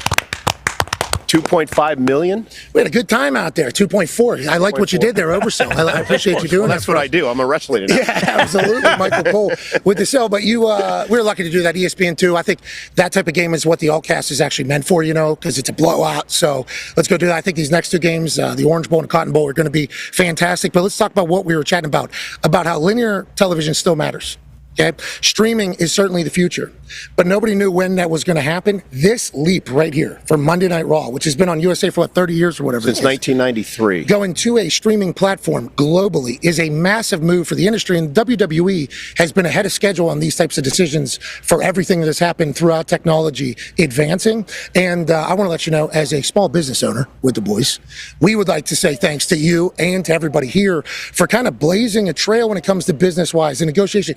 $5 billion deal. WWE going to Netflix. We did blow it, though, with Tout. Yeah, that was bad. I didn't follow you there, though. And if it means anything, none of us followed you there, which was part of the problem. But it's like, this deal is huge. And Netflix, obviously, I just said the number, very invested. And it feels like the WWE is, I don't want to say reinvigorated, but it does feel like a very refreshing rebirth feel almost in this entire thing. Pat, you mentioned linear TV. Of course, NXT's on the CW. We've got SmackDown on the USA Network. So very, very important to our company that we're still on those platforms. But Netflix, 282 million worldwide subscribers. WWE is going to be available, all of our stuff is going to be available in 80% of the globe. Holy. Of course, the United States, Netflix has Monday Night Raw and then some of the catalog, of course, but 80% of the globe, WWE is going to be a part of. This small local promotion that started in the 1960s and 70s is now this global conglomerate that we're lucky to be a part of. Very lucky. You're a goat in this business, brother. Thank you. You need to know that. And I'm lucky to be welcomed back. I love seeing all the people. How excited are you for tonight? So pumped. You're going to get an entrance in this place tonight. I shouldn't, but the more I've been learning, too, from people, it's great to see everybody. Everybody here is awesome. Yep. The best. Frosty down there, my guy. Yeah, bingo, Frosty. I mean, everybody. You talk about Rocco down there with Frosty. I'm learning. Good name, good guy. But everybody in the tech that set this whole thing up, WWE is great. They're going to kill it tonight and crush it throughout this entire Netflix deal, which we're incredibly thankful for. You said the entire globe. Is your Lil Wayne on NFL Game Day morning yesterday? Yes. He said that Baker Mayfield has a chip on his shoulder the size of Earth, if there is such a thing as a planet or something like that. Yep. What does that mean? Well, I think we all of us have a chip on our shoulder, right? Yeah, but what about planet Earth not being a planet? What did he mean by that? What's Lil Wayne saying? Yeah, planet Earth. He said planet Earth. Nah, but then he said if it's even real. Well, I mean, come on. Is he talking about the chip on his shoulder? Theories. Whoa. Didn't Kyrie Irving see the Earth was flat at one point? Yeah, I mean, there's a lot of that. The internet's certainly incredibly loud, but you talk about the opposite side of the world where they live in a completely different way. WWE has been, I don't want to say something that is advanced cultures. But it really has. Well, look at what we've done in Saudi Arabia. Bingo. That's what I'm talking about. It's just an incredible experience being over there and see how that country has grown and what we've done over there for the past 6 or 7 years. And Pat, it's amazing. I mean, you went to Ireland for game day this year. Oh, man. Experience Yeah, it was. for everyone. Yeah. But we get to travel the globe. I mean, we've got a 3-week European tour coming up in March. And to be able to go to these different countries and the way that we're treated and the way to see the WWE fans that sell out in all of these different arenas, it's absolutely incredible that we've become not only a part of American culture, but international culture now. And Netflix is just going to expand that. For instance, tonight, one of the jobs that you and I are going to have to do is explain to the world who our characters are. Who's Liv Morgan, who's Rhea Ripley, who's CM Punk, who's Seth Rollins, without insulting the longtime fans. Because we're going to have a lot of new viewers here tonight. We're going to have a lot of lapsed fans that may not have joined us since like the Attitude Era.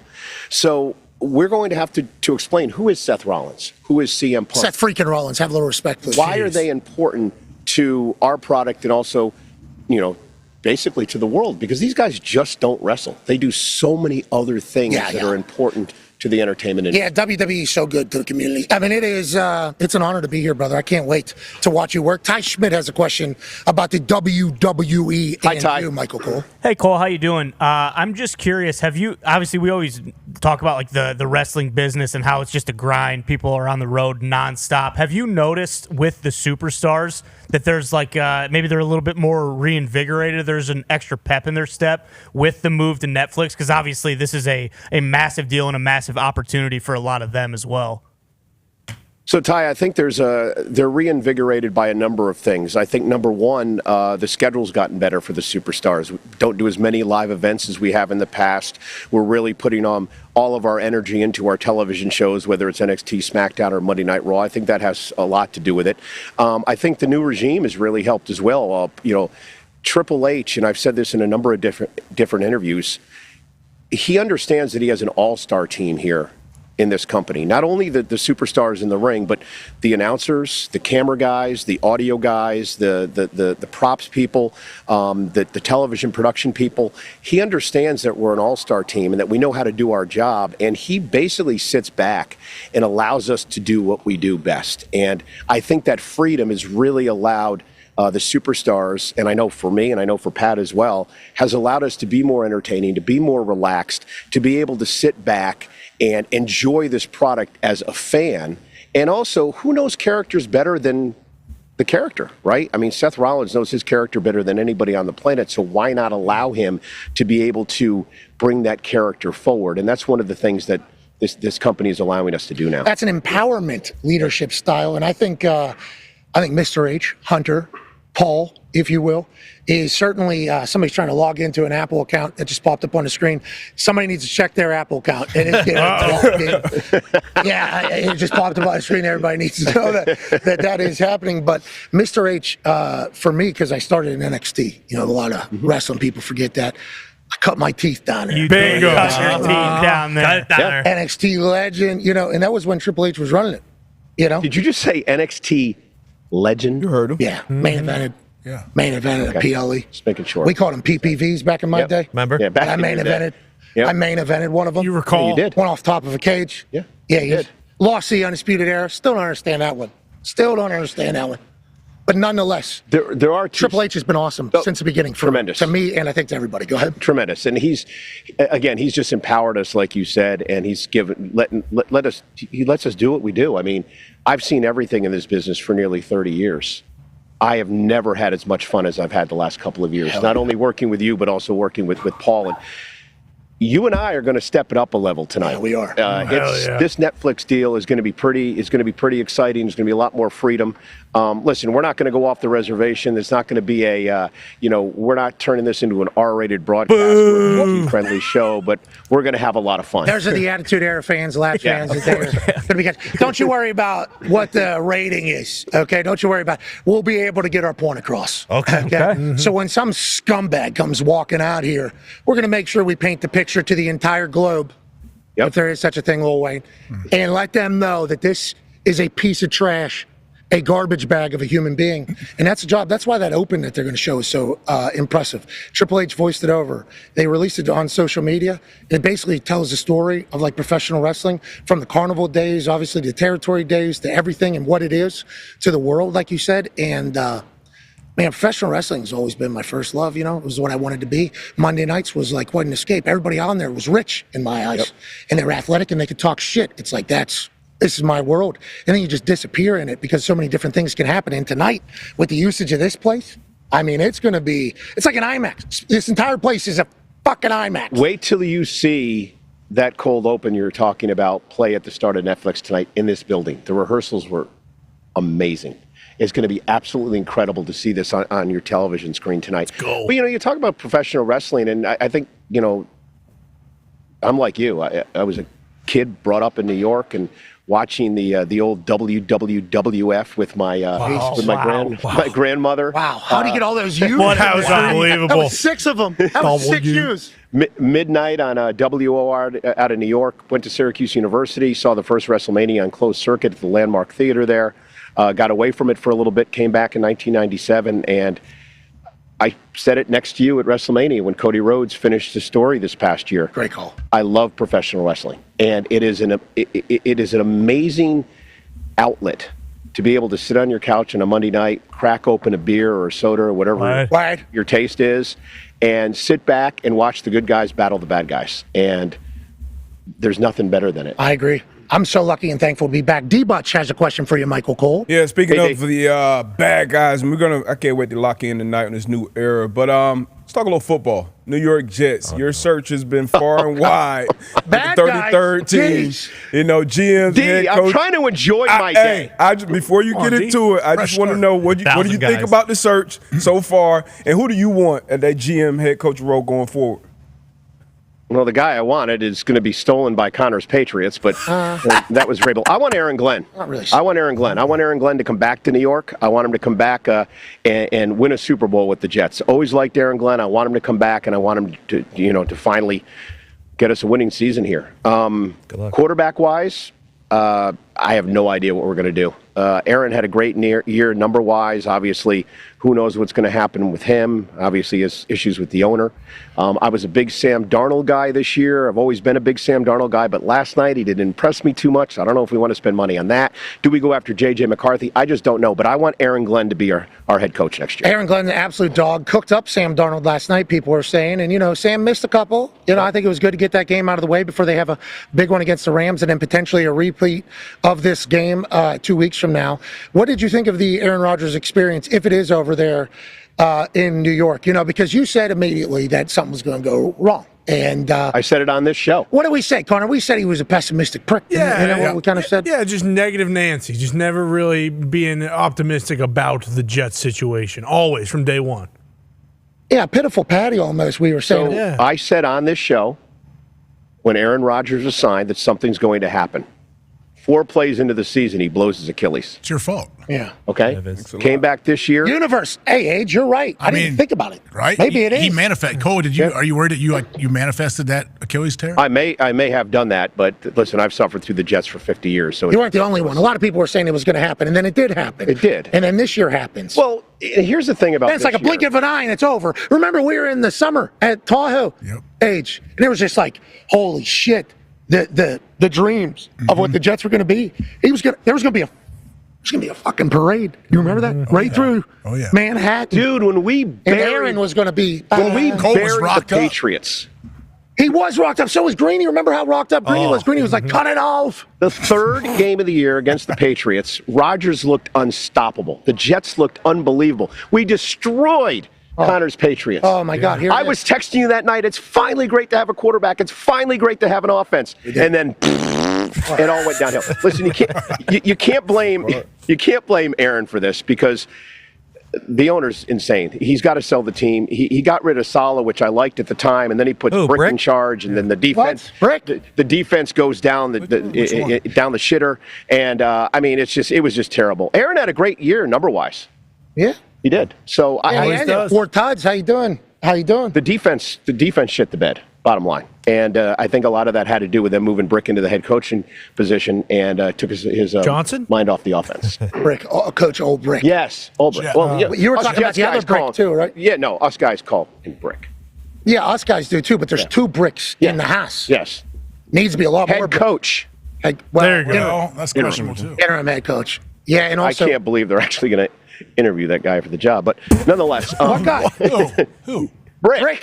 Yeah, Brick. No, Johnson already had his interview. Yeah, which Brick are you talking? The head coach. Old Brick. Hey, we didn't know if you were talking about the Jeff. other Jeff. We learned about the other kid from New York Times. I know. Got it. New York Times taught us that. Yep. We're just trying to do some hashtag journalistic standards. AJ, you look great in that spot there. Maybe you should do that every day. You look awesome there. Look at that. I know you're trying to get Pat with you full time on the road for that 3-week Europe trip. Sounds great. Pat, you excited for that run? Yeah. Yeah, Pat. What's that age? Yeah. Brussels. I'm very excited. I saw it. I'm pumped up. It's an honor to get a chance to go over to Europe and overseas. I think these ones are going to be in and out. I can't be out there in Europe for over 24 hours. That's what I've learned about me. That's what I've learned about me. Too much good times. The people. I mean, I assume it happens whenever you guys show up in these cities. Mm-hmm. When you're not there all the time. This happens with College Game Day a lot. Yep. College Game Day, we go to a lot of places often because their teams are very good. So they're a part of very big games on a regular basis. So it's the right play to go to the biggest game. But some of the fan bases get to a point where they're like, maybe next year they'll go to Syracuse. Got it. Fran's a dog. Yeah. Got in shower for a while. He told Dabo he could thank me. Did the whole thing. I do respect that. Won the, what bowl game was that? Oh, God, I don't even remember.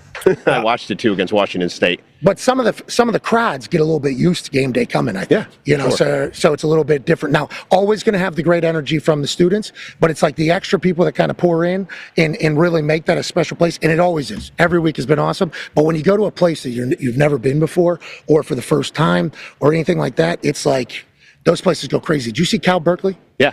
Insane. Insane. Yeah, because you don't go there. It's like us going to Europe once a year. We've never done television, as far as I remember, in Brussels, Belgium, and we're going to do that the first time in March, and that place is going to be crazy. But you weren't a part of it, but the crowd in France. Oh, I remember. I watched. Oh my! It was insane. And each and every international trip now, the fans are trying to top what we did the last time around. Berlin was crazy. Listen, it's not international, but we're coming to your city. Indianapolis is going to crush for the Royal Rumble. So you and I are going to, we've got a lot of fun. We're going to do the kickoff show, which is going to be Friday afternoon. Hell yeah. There's going to be thousands of people outside the arena for that. Mm-hmm. And we got the Rumble. Over 50,000 tickets have already been sold at Lucas. It's going to be the biggest Royal Rumble ever. Pretty incredible. It's going to be gigantic. And that's what Indianapolis does. It shows up. And also has a lot of loyalty. Maybe too much loyalty. I've been in that stadium one time. And that was the time that Mike White got hurt and ruined my season again for the Jets. First quarter, big win for the Colts. Who do we need to score a touchdown there for the parlay? Oh, yeah, it was, who was it? Do you remember that? And you didn't get it. I do remember somebody getting sick in the car, too, but. Pittman Yards? Yeah, because remember he had that tunnel. He had that tunnel screen, and we thought oh, there it is. We saw it happen, and then he got tripped up, and we missed about 7 yards or something. It's a beautiful stadium. Go ahead. Somebody's about to say something. That was Cole. Were you about to say something? Oh no! No, I was just going to say. Then somebody got sick in the car after the game, but. Oh, Bailey puked all over the place. Oh yeah. Hey, Bill, way to go! That's how Cole remembers. Baby, Bill. Massive. Massive mark. Hey, listen, so tonight, Netflix, right? This card is WrestleMania level. Yes. Roman Reigns solo Sikoa for the Tribal Chief. Ulafala. And the Ulafala. Solo. CM Punk and Seth Rollins may be the most anticipated professional wrestling match of the last 20 years. Incredible. Yes. The Rock's going to be here.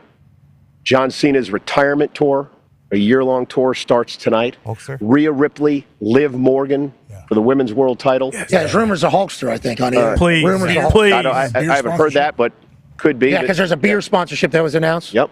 I drink Logan Paul is going to be here. And, of course, Drew McIntyre, Jey Uso. What? Yes. It's going to be a crazy night tonight. You and I are going to be sitting at ringside calling it all. You're the man. We appreciate you. Thanks, guys. Ladies and gentlemen, friend of the program, and the greatest of all time when it comes to commentating wrestling. How many? 27 years? 28 in June. How many missed shows now? I know you're getting 3. Jeez. But I'm going to have a little bit more going forward, I think. Oh, losing it. Think about enjoying your life. Maybe. Oh, that's Connor saying you're losing it. Well, Connor, I mean, look at the hat he's wearing. All right. Oh, yeah, it's a real bummer. You're not. It's a real We're all bummer. trying to get there.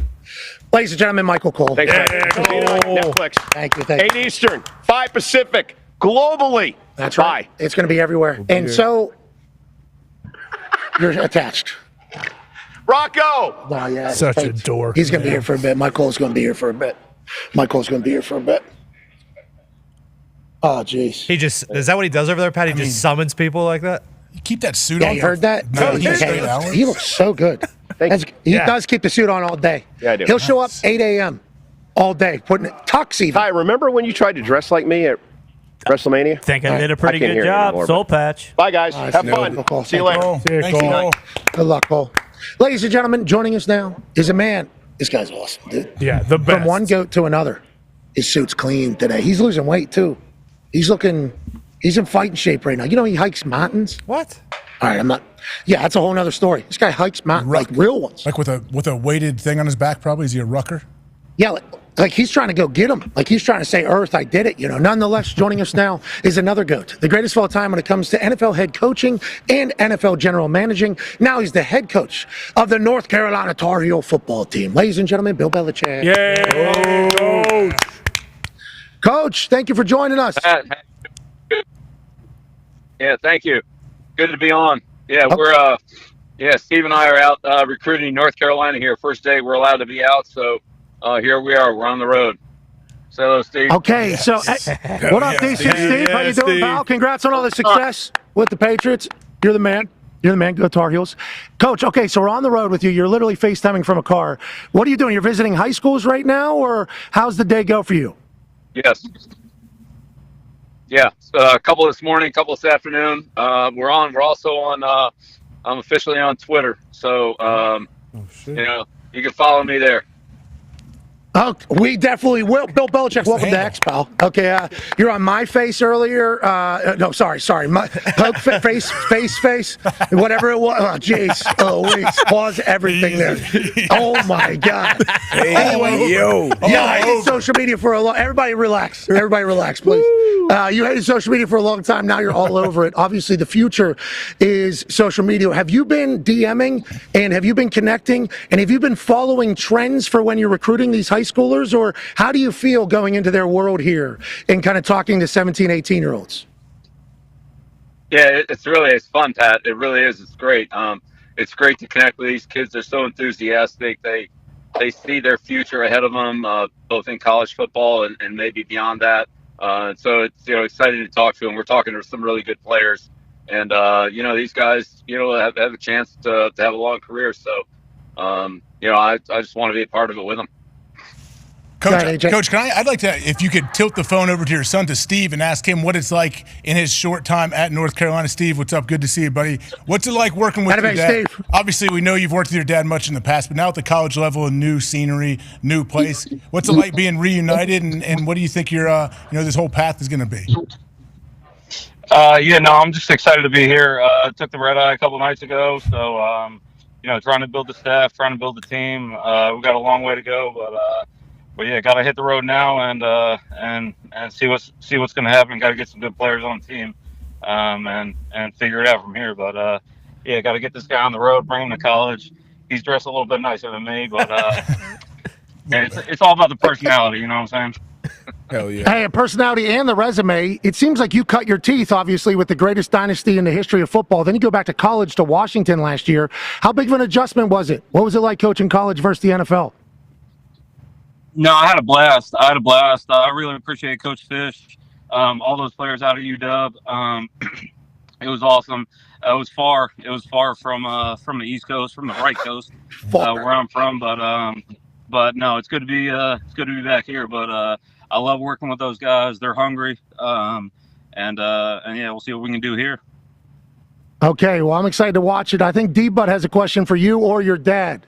Yeah, let me ask Coach Bill about play calling head coaches. Obviously, we got the cycle right now with coaches being fired and hired, and I know Doug Peterson kind of gave up play calling, didn't have. I know you've been on both sides of it, calling plays and not calling plays. What type of challenges are added on when you are in charge of game planning and calling plays on a day-to-day basis when you are the head coach?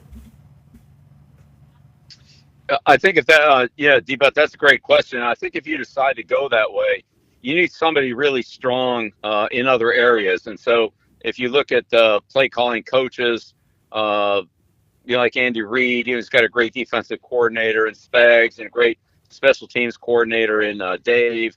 And so, in addition, and a great general manager with Brett there. So, when everybody has a unified vision, they can all do their job well. That really is what you need to make it work. When you're trying to call plays and run everything else in the organization, that's tough. And so if you want to oversee a lot in the organization, then you probably just get caught a little bit short in terms of your play calling, because that takes so much preparation, as for all the things that you have to install plus the situation. So I've done it both ways, but I go back to Joe Gibbs at Washington, with Richie Pettibone running the defense, Bill Walsh, calling plays and being the head coach, but George Seifert running the defense. I think that model can definitely work, but you need somebody really strong on the other side of the ball, where you don't really have to worry about what they're doing or what they're calling over there, so that the head coach can really focus on what he's doing.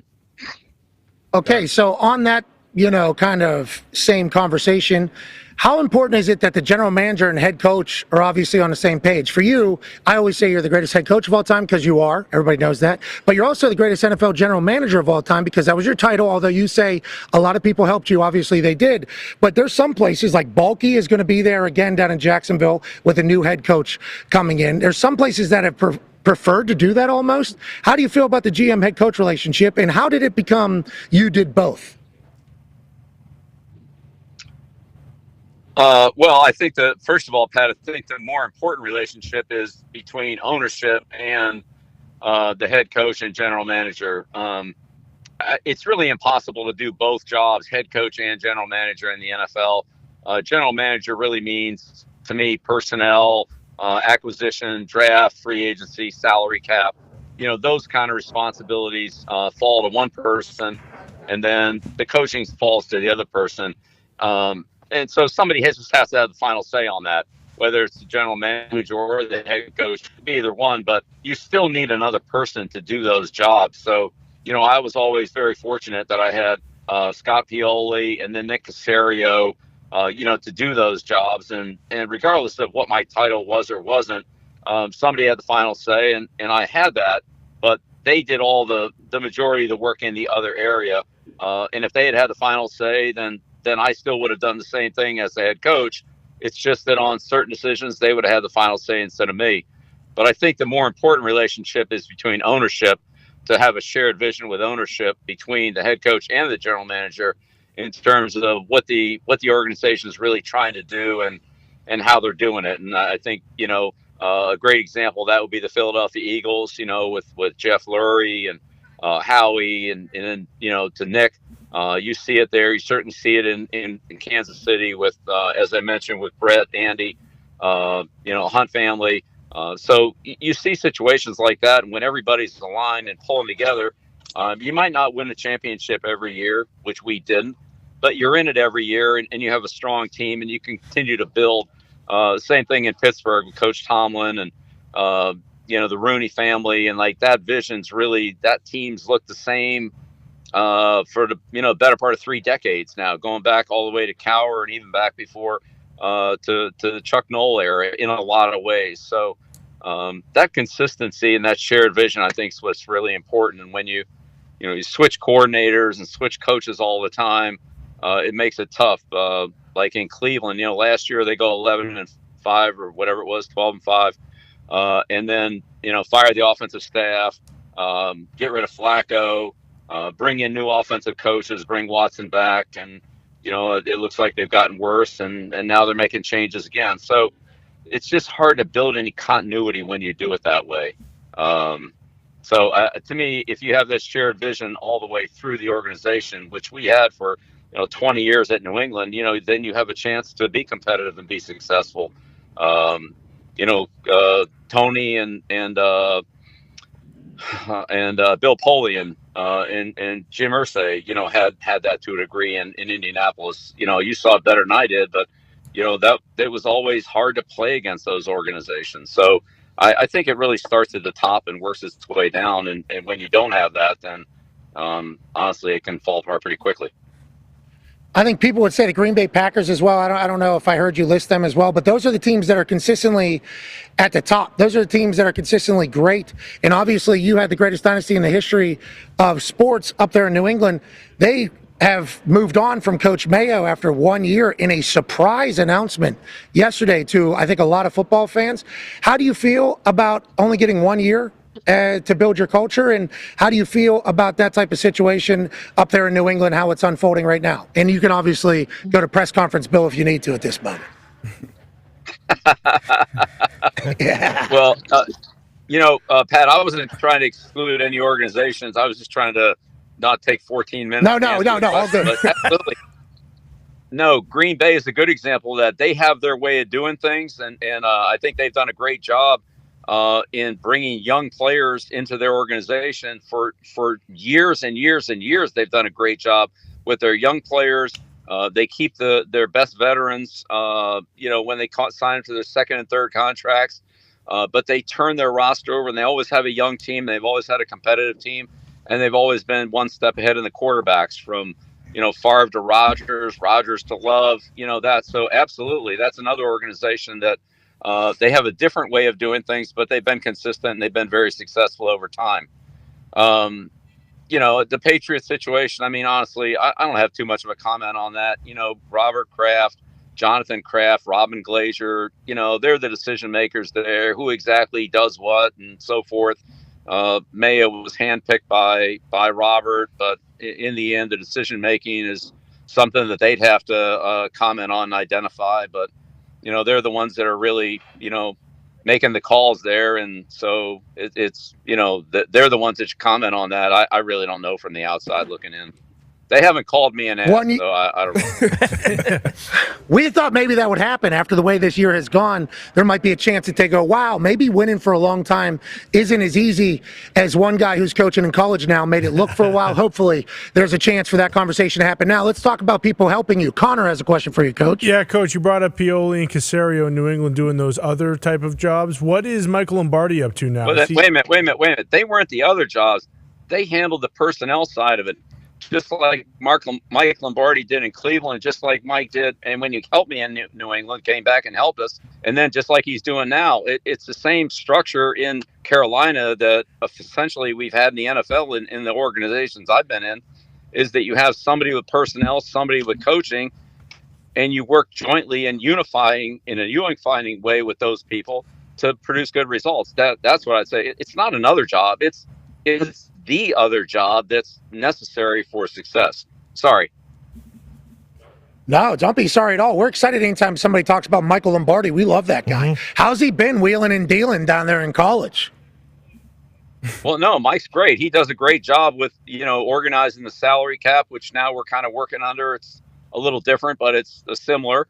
And we're in the high school recruiting phase as well as still in the transfer portal phase. So there's a lot going on. There's a lot of balls in the air, but Mike can handle that. He's one of the smartest people I know, and he handles those things very fluidly. And we're building, as Steve said, we're building. Sorry, Connor, I didn't mean to cut you off, man. Hey, Coach. Look, you won 6 Super Bowls, and I was a fan of your team, so you can do whatever the hell you want. All right? just so we're clear. Go Tar Heels. Go Tar Heels. Go Tar Heels. Coach, we appreciate the hell out of you taking time out of your recruiting day to chit-chat a little ball with us. You're the man. Good luck out there. Thanks, Pat. Appreciate it. Talk to you next Monday. Be an exciting week of playoffs, and then we'll get Detroit and Kansas City back in the action the following week. But I'm excited for the postseason. It'll be a lot of fun. All right, Coach. See you, Steve. See you, ladies and gentlemen, the greatest of all time. And his defensive coordinator, his son, Bill and Steve Belichick. Hey, Belichick. Listen, Robert Kraft handpicked Mayo. Okay. I don't know who's making the decisions up there. You're going to have to ask them. They're the ones that should comment on it, AJ. Okay? They're the ones that should comment on it. And now it has also already been reported, too, that those two, Robert and Jonathan Kraft, will be the ones doing all the interviewing and finding They didn't hire a firm? No outside firm. No outside help. It's just the Jonathan and Robert. Who's the third? The 33rd team, right? Yeah, that's for the Jets, and they are bringing in literally anyone who's ever coached in the league, it feels like. Who'd you say, D-Bud? I'm sorry. I cut you off there. The third name that Bill mentioned, Robin Glazer. Yeah, she was part of the group last year with Mayo, and there was one other. I'm forgetting his name. It might have been Jonathan Kraft, honestly. But those three were kind of heading like the kind of reform of the entire team. But Mayo was a part of that group as well. I did not know she was a part with Jonathan Roberts. She's the executive VP of football business, I believe. Yes. Okay. There it is. Okay. Big money up there, obviously, with the Patriots. D-Butch, how do you feel about like the 33rd team getting hired to do consulting for ownership? Because I think it's a good idea to get advice from people if you haven't been able to get it right, especially people that have been around. You know, I think a lot of people sign up to be a part of that 33rd team because they miss ball, but they have a lot of talent. They're able to do their thing. And I think it's not a bad idea. I think it's a pretty good idea. And how do you feel it's going to go? And are we ever going to, as somebody's about to join us on stage here in a matter of seconds, but do you think we're ever going to get asked, D-Butch? And what should they be looking for whenever they're doing these? I hope we do get asked. But, yeah, it is a little unconventional way about going about it. But on that 33rd team, obviously you got a lot of football minds, a lot of smart people. Chuck is on that 33rd team, a lot of former head coaches, coordinators, GMs, people that have been around the game. But they're, like, to Tone's point, they are interviewing everybody. Louis Riddick, they're interviewing him. Jim Nagy, who's been running the Senior Bowl forever. And, I mean, you just got to be kind of get a leader of men. They got to have a good plan. And I heard you and Gerald McCoy talking about it yesterday on the pregame show. You got to get somebody who can get the best out of their foundational guys as well. So that was the things that all be important for that Jet search. But I know Pat said it before. He feels like if you hire one of these firms and it doesn't go well, you can kind of blame them. Yeah. I think there's definitely something to that. But then if you're the owner, doesn't it ultimately come on you? It's back to you because you're the one that made the decision. You get the final call, but in everything that we've heard from the ownership level at the Jets, that would make me say, okay, hire somebody else. Hire another group of people, even if some of those people are some people you've hired and fired before in your past. Hire those people, maybe let them figure it out, and then you sign off on it and you still make that final decision. You got to live with it as the owner of that team. I'd like to see the reports that the 33rd team or these other companies put together on I'm sure they put a packet together of each individual coach they interviewed, their highlights, their lowlights, what they think. Does the owner not sit in on that though? Like, I'm sure he does, weird. but I guess then you can kind of put it all together and then you can kind of compare and think about it for a long time. Are you really even doing anything, though, if you're just saying, like, hey, there's 85 guys who want to be a head coach right now, let's bring them all in and interview all of them? I mean, you get a lot of different vantage points, get a lot of different plans, and shit. Gather info. Yeah, this happens in business. I want to gather everywhere. info to see what this guy, if he's had success other places, what is he doing? How does he run his schedule? Like, what's his day-to-day look like? I think a lot of that is just gathering info. Consulting, yeah, I'm looking forward. PMS Consulting. I think Pat actually might have a special guest here. Here we go. Hey, I am in on that notion of us consulting an NFL team to tell them who they should hire and having no accountability on whether or not they're good. That's 100% okay with our particular business. Whenever they had to hire a new leader of the direction of the WWE into its biggest time ever, there was one man for the job. He's standing right next to me, ladies and gentlemen, Mr. H, the chief content officer of the WWE. Massive night tonight, brother. Tonight's, incredible night. You know, we were just talking in a production meeting, and to see where this has all led to and to this moment, I feel like this is a shift of another era, the Netflix era or whatever that we're going to call that of our business. But to see that evolution from cable television to closed circuit to pay-per-view to our own network to, broadcast television to now on the biggest streaming service in the world, and it's where young people are. I don't mean this as an insult to anything, but I said it the other day, like, nobody says I'm going to go CBS and chill, right? I'm going to Netflix and chill, and that's where young people are. So, except for live sports. Live sports, football more specifically, has been carrying a lot of linear television. I think 75 of the top 82, linear rated things was the NFL this past year. Yes. But also you guys. Live action, live events happening every single week. You guys are 52 weeks a year. So when Netflix makes this deal, they're excited, they're pumped as well. But for you, whenever you think about Cole was out here earlier. He said 80% of the globe, was that the number he said? 80% of the globe is going to be watching this. And he said that a lot of people are going to be brand new to wrestling.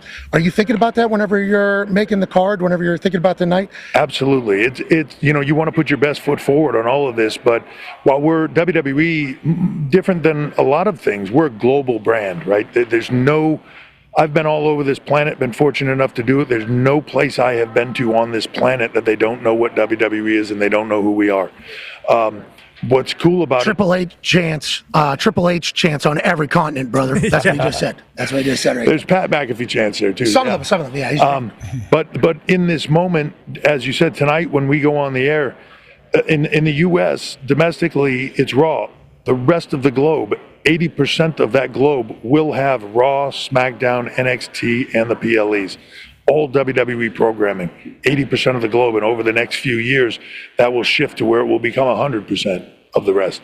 That's a massive, huge, 280 something million or something more than that. Even homes have Netflix. Multiply that by people stealing passwords. Yeah, absolutely. Yeah. People doing that, unfortunately, but also we're not promoting. The amount of people in the homes. Let's say it's people per home at 290 million or whatever. The numbers are incredible, mind blowing. Hey, good luck. Put together a great show. All right, for all of us. We're gonna need it. Hey, speaking of show, I appreciate it. No, you crush it. You've been a damn good leader. We're talking about teams having to hire coaches and general managers. I want to let you know your knowledge about football very low, very low. But every time we hit a home run in the third inning of a football game, if you were leading the squad, I think you'd be able to do it because of your leadership. You are a phenomenal leader. You need to know that. Everybody will run through that wall for you if they needed to. Well, I appreciate that. And I was just walking up here as they were leading out of that segment into this, and I was thinking about when I met you and to where you are now, dude.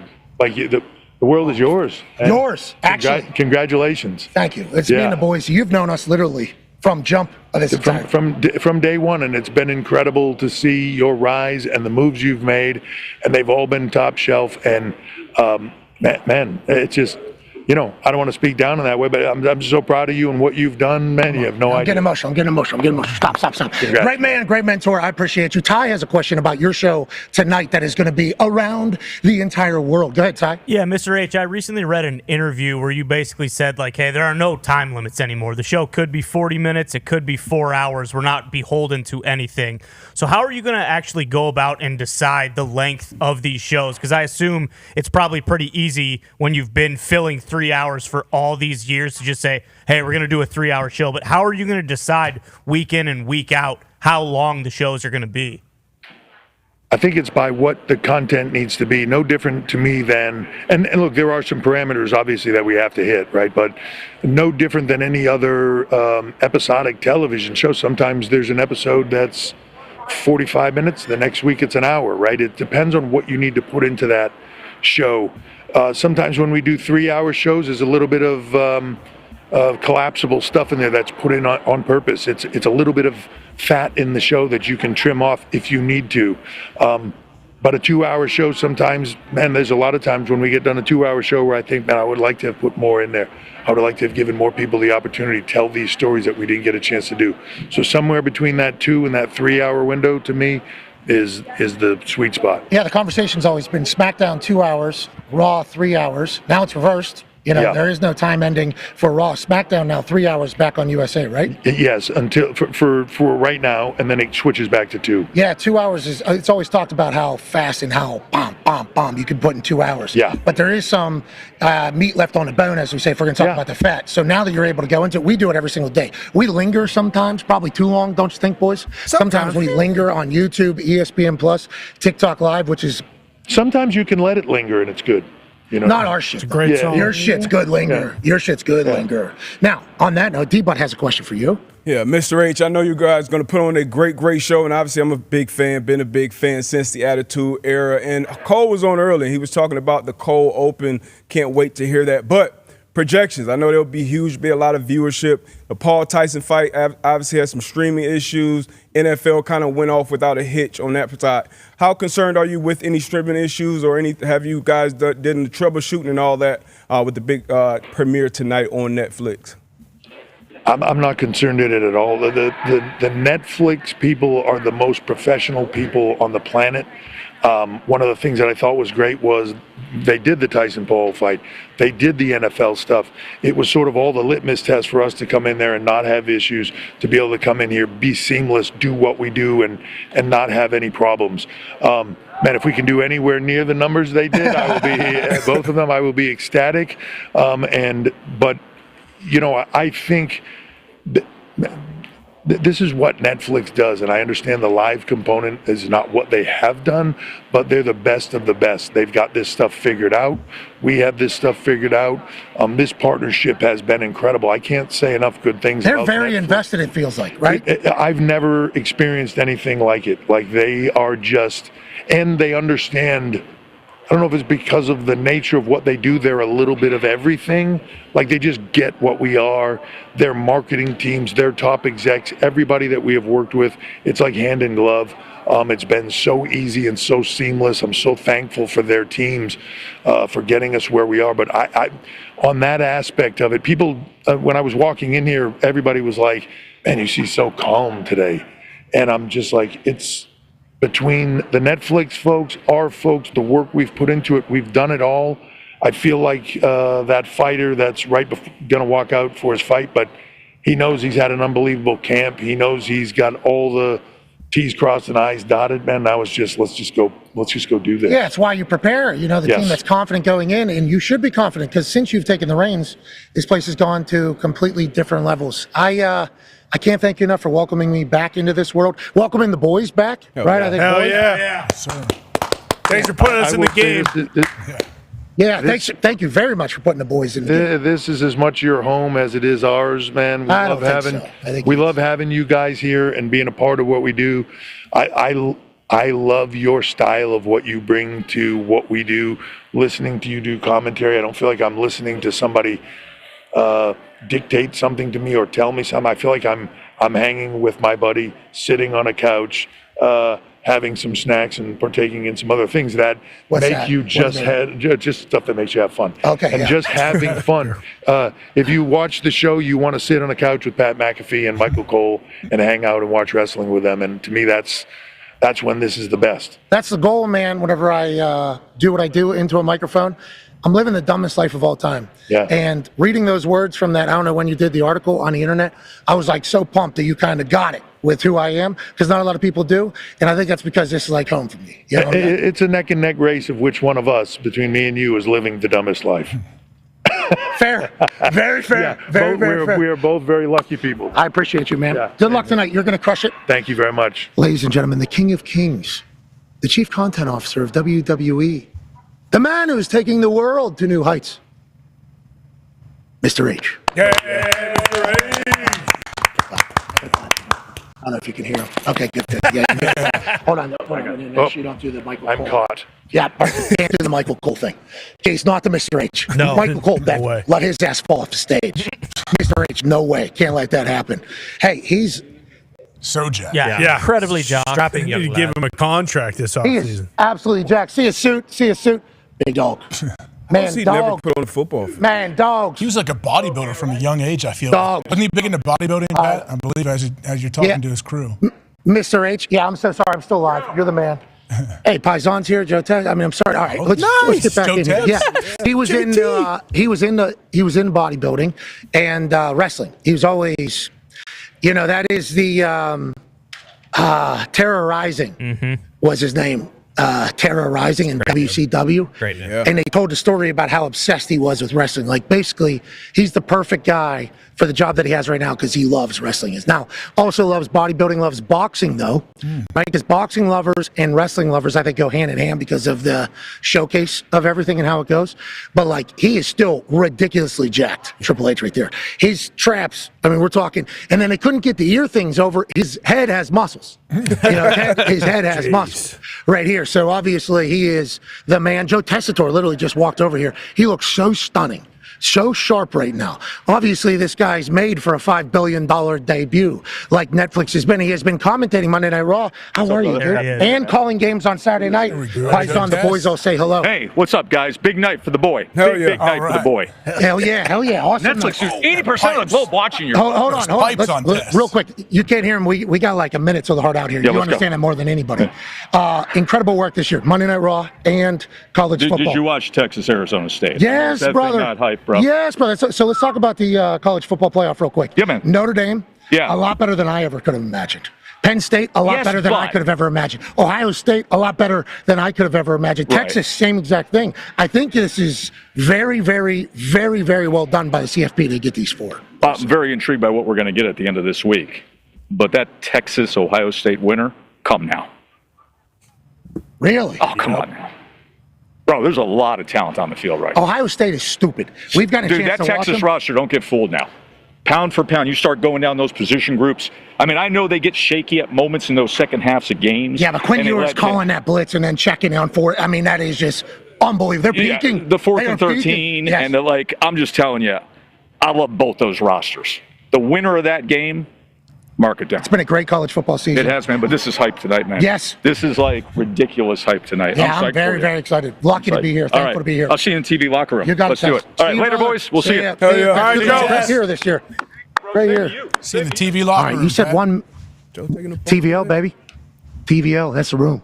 Is that for the superstars, or do you have like a specific broadcast locker room where you guys go wear your jocks? And There's take talent showers? locker rooms. There's TVO where like camera people and producers and veteran wrestlers that don't want to be in the large locker room in there, a little bit more privacy. It's a little quieter, you know. They do some shoots in there. It's TVO.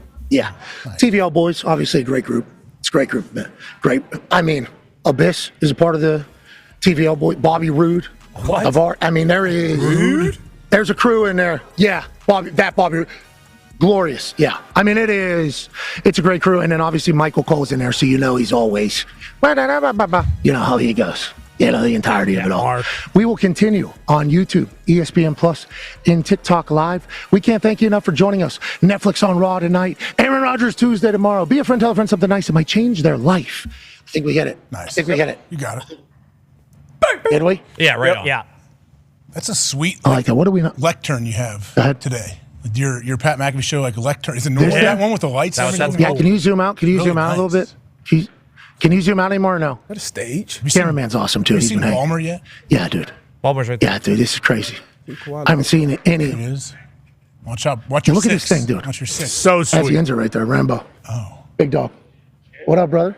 Wow. Been working at WWE for like 35 years. Thing was Arcam. from the future. Great that guy. desk. Unbelievable people over here. Yeah, the WWE is stupid, bro. We talk about this, don't we? I mean, we literally talk about it. The WWE, and whenever Michael Cole said it earlier, that Triple H just kind of hands off and he kind of just lets the All-Star team do their thing. It's not just like, and Cole said it's not just the talent. It's like all these motherfuckers have been doing this for 30 years, all on the road. And then the younger generation comes in and they learn from the OGs that have been on the road. And it's like, hey, this is how it goes. And because they're on the road so much, you got to be a worker. Like, you got to have a work ethic. So it's like a very humble, like it is. The people at the WWE are awesome. And they took so much time out of their lives to do this. So much time out of their lives on a massive day. You heard it, big night. This might be the biggest night in the history of wrestling. Yeah. And it's like they took their time out. It's First a great class operation. organization. It's great. It really is, isn't it, Tom? I mean, you're in a video game. It's a family. Yeah, no, legit. I mean, like, look at like you said, like you've done a lot of these. Like that podium that you're at is it's ridiculous. It's so ridiculous. stupid. And they did it on purpose too, you know. Mm-hmm. They did this on purpose. Like, that is how they, you know what I mean? Yeah. Like, they're like, what's it normally look like? Okay, we're going to go above and beyond because that's what WWE always does, H. Literally always does. It makes. I cut Ty off. I said it's like a family. Like, I've been around. I've been lucky enough to been 5, 6, 7 events over the years with you. Like, it's an absolute family. Like, everybody watching them, just watching everybody interact and how cool they were to us and to me. Yeah, it's really cool what they're doing. Not a surprise. You're in an angle. You remember? You got scared. Who did he get scared? He got the Undisputed Era. I was working bit. security for you. You know.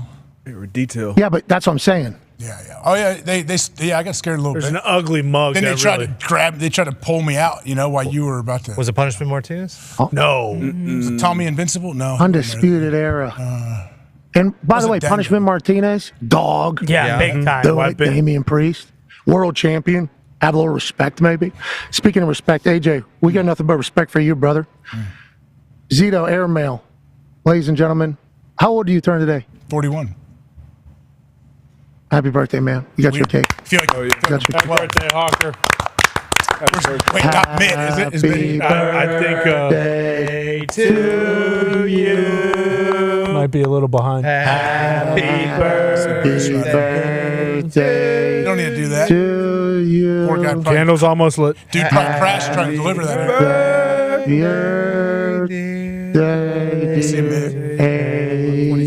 AJ. How far away is it? Very far.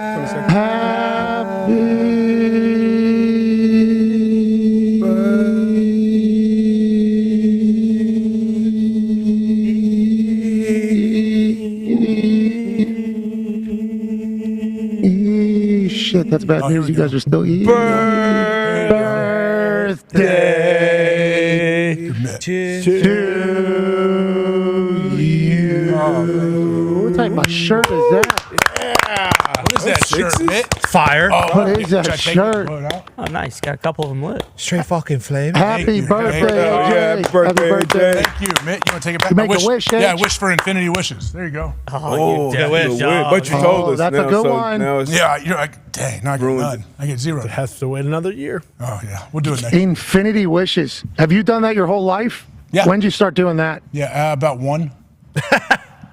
Right before I smash my head. Your first birthday, so they give you a cake and you smash your head and you grab it and you start throwing it like a monkey throwing his. Oh, yeah. Yeah.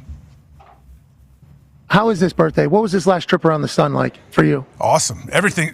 I tell you what, I've told you before, I want to just pause time with my kids, with everything going on in my life. I would like to just pause it and just live here, So I guess that's a great thing, right? Mm-hmm. Good old days. How about us being on the sideline for this shit?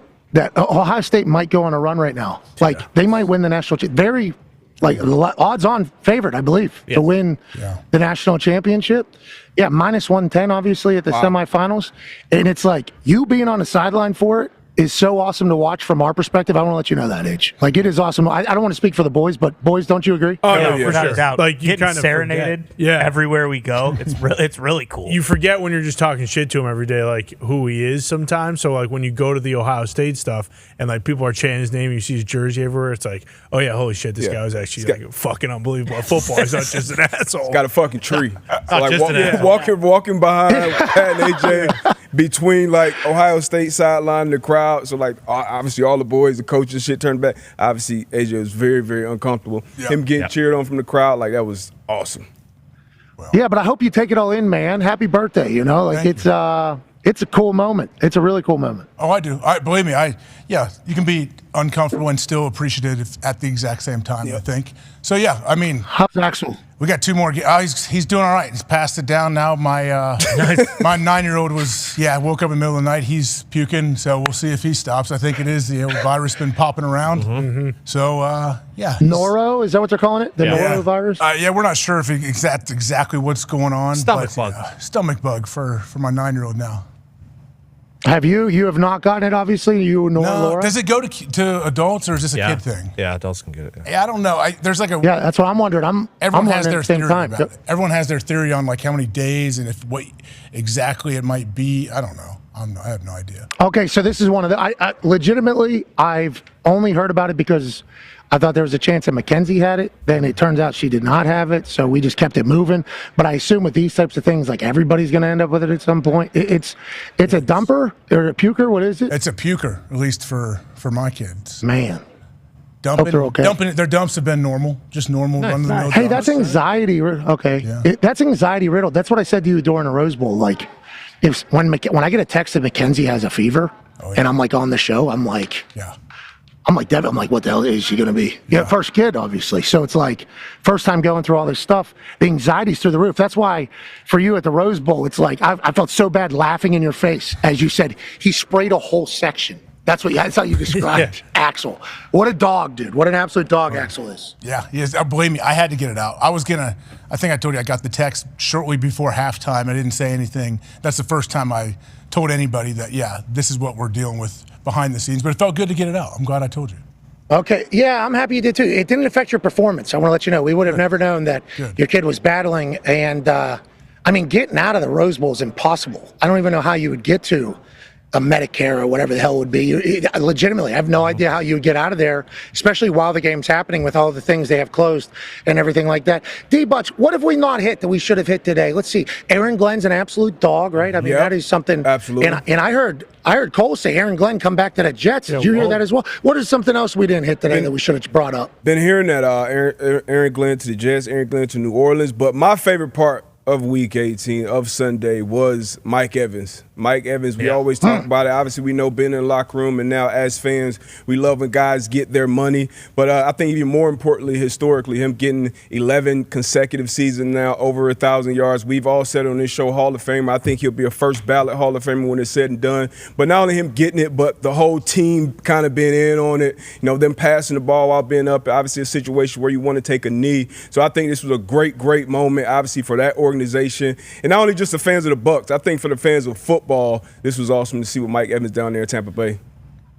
Hey, his team understanding the moment, and obviously 11 straight 1,000-yard seasons ties Jerry Rice for NFL history and everything like that. $3 million bonus hitting home, though. That. Hello. Yeah, I love a nice little ka-ching for a guy doing it right. And the fact that that's how the Buccaneers decided to handle that situation right there. Yeah. That's one-score game. Yeah. That could be a pick six. Yep. Instead, they say, nah, we're going to stick up for our guy. We're going to let our guy get his numbers that he needs to get to make history in the NFL. And ownership's probably like, yeah, I guess, yeah, let's do that. Okay. Let's do a $3 million bonus. Whatever the case, that's good karma. That is doing the right thing for your player who's especially done all the right things for your city, for your team, for your community. He's going to be one of the greatest of all time whenever it's all said and done. Totally. Already in that conversation. Congrats to him and congrats to the team handling it the right way. How about Geno Smith? Did I see right? He got $6 million in incentives yesterday. Was that accurate? That's what that tweet said. Yeah. I don't know if Yeah, because I think Sunday Night Football said something about $2 million for each of these things. Yeah, 5 years ago, Geno Smith was released, assigned 2 years later. He was a Pro Bowler and won Comeback Player of the Year. Says Front Office Sports today, Smith hit all three $2 million season bonuses he had play. Wins, passing yards, and completion percentage. Yeah. So they put that up on the screen last night, I think, during Football Night in America. Jeez. I thought it was a $2 million bonus he had. He had three of them things. And he congrats to Geno Smith, get $6 million. He hobbled off that field, too. He gave it his all. He gave it his all for that Seahawks team. Who knows what the future looks like in Seattle at the quarterback position, but I know $6 million hits, $3 million, $250,000. All these bonuses that hit yesterday are a welcomed addition to the bank account for all these guys. Yep. Obviously. Did you believe, I guess Jerry Jones said after the game he wasn't even aware that Cooper Rush, if he played 55% of snaps, he got an extra $250K. What do you think? You think Jerry's telling the truth? I didn't know. You think I knew about 250,000? I didn't. I mean, who negotiated? Me? All right. So that's the thing. Like, you think I'm on top of all these things all the time? No. Now, maybe was I informed that it was a couple cheeseburgers, if you know what I'm saying, with extra cheese? If he was to play the entire game, I think it was like 70% or something like that if he had to do it. Maybe I knew about that, but fucking 250,000, shit. I'll give him 250,000 for not playing. How about that? And why do they always do the interviews the way they do with Jerry? Why are these microphones it's old. It's the only one in the world. He likes it. Yeah, it's got to be him. Get in here. Yeah. Get close. I hope Jerry's got some gum or something because they're so close to him. Everything. Yeah. Their faces, their phones, all of it.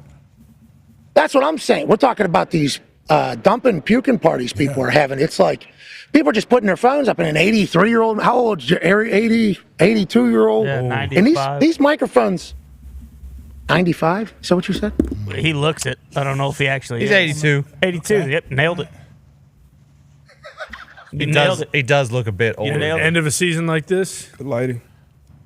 They're all up on it, just in his business. They're on top of him and look over his shoulder even. Let me turn that sumbitch sideways, that guy says. Let me go ahead and get it over there. It's unbelievable. Do you believe him, AJ? How about you, D-Butt? What do you think? You think this was a move by Jerry Jones to save a little Ched? I think he knew for sure. But at the same time, you do want to see Trey Lance. This is a guy that you love coming out of college. You haven't seen him play much football. And and this is on the flip side of them doing all those big things for Mike Evans. You know, Cooper Rush he's not that same guy. He's not of that ilk when you talk about the franchise. So more importantly, they got to see what they got with Trey Lance going forward. So I like that. A lot of young quarterbacks got out there. Trey Lance, Joe Milton yesterday got a chance to spin it. Wow. We saw Bailey Zappi. We yeah. saw and then we saw Bryce Young too, who kind of put a stamp on the end of this season that, hey, you know what? I am the guy going forward. So I love to see how he responded from being benched after being the number 1 pick. And now it seems like that organization is back behind him. So I'm excited for the future of him down there with that Carolina Panthers organization. But I think Jerry, you know, he knew, but he had bigger fish to fry. I'm thinking there's a chance he did not know. Check that. You know, I think Stephen Jones probably knew. I think other people probably knew. There's a chance Jerry wasn't told until, hey, why am I trending right now? Because this entire thing. To your point about Bryce Young, absolute dog. I'm excited to watch him. And I think we all kind of counted him out, you know, and it was hard not to be honest, with his size and everything that was happening with that Carolina Panthers team. And then Canales, I'll tell you what, he did it to Baker last year. Baker continued to have a good year. We were wondering, is it David Canales or maybe it was Baker Mayfield? It's like, he's got the boys believing down there. They're young. They're celebrating. I've come to really enjoy watching Bryce Young play football. And the no-look, obviously, throw, halfway, turnaround Steph Curry stuff, whenever he was being described as the Steph Curry of football, is, you know, a nice little tip of the cap to the entertainment of the game. And whenever you're trying to entertain people while you're balling, it's like you're a pretty confident bunch. Oh, yeah. And heading into the offseason, this Carolina team's got to be very pumped. Well, let's talk about a confident guy. Are we talking about Joe Milton III enough? Or what? Well, are we I don't know. Standing backflip after running the ball 35 yards on a dime on a run? I mean, what are we thinking? Gets the win, obviously loses the number 1 overall pick, sticks the landing in full pads. We saw, you know, some stuff in preseason that was like, wow, this guy's got a huge arm, but is he going to be an NFL? He was reading, dissecting, running. Now, it's preseason game. I understand Buffalo's resting some players, but, I mean, what are we doing? Con man, what is the thoughts about the third up there? I mean, look, he's unbelievable. And if you have one quarterback or you have 2 quarterbacks, sometimes you have no quarterbacks, right? But when you have 2 Hall of Fame quarterbacks, it kind of changes the entire thing. You know, we basically have Joe Montana and Steve Young at the start of both their careers. Now, I don't, want to lose Joe Milton whatsoever. Tennessee Volunteers fans, they let me know some things. But look, Joe Milton, me too. Joe Milton's What'd they let you know? They just let me know some things. So you can look it up if you want to, but they say this is part of the Joe Milton experience. If I don't want to go out there and say, come on. Look, that's I don't believe that at all. That's why I'm what do you mean? They're saying he's not going to play like this? No, they're just saying that, this is the Joe Milton experience, and I'm loving it. Played great. Played great. For at the moment in time, I will say, Joe Milton. Yeah, there's some teams like the Raiders that were just mentioned. Yeah. And the Jets. If you want to trade a Max Crosby to New England, you don't have to draft a quarterback. You can get Joe freaking Milton. And look, you guys just Myles said Garrett. it. Rocket arm. The guy can move. I mean, shit, I don't want to lose him. But at the end of the day, Drake May, we've all seen it consistently. Joe Milton 1 week against the Bills, in the last game of the season where the Bills are basically saying, hey, we need New England to win so they don't get the one pick. I don't know. That's just what I saw on the internet. But Drake May's the guy. Joe Milton can hang around, though. I mean, there's nothing wrong with, Drake maybe if he were to get hurt. Having Joe Milton sitting behind him, now we need to change his number. 19, I think, looks pretty stupid. But if we put him in like that was unique. Yeah, very unique. Maybe we change his number, move that around a little bit. But no, who's number 3? Pop Douglas. Basically, probably 1 or 2 of our best receivers, which isn't saying much, but still, he's a very good slot receiver for us, actually. Man, I wonder if you could put 4 down there. That'd be tough. Because having 3 on your thing is sweet. Like being a third of anything is pretty cool, Like if you meet a 4th or a 5th, it's like, holy shit. Third is obviously very impressive. Third is very impressive. That's a lot. You don't have an AJ Aaron James Jr.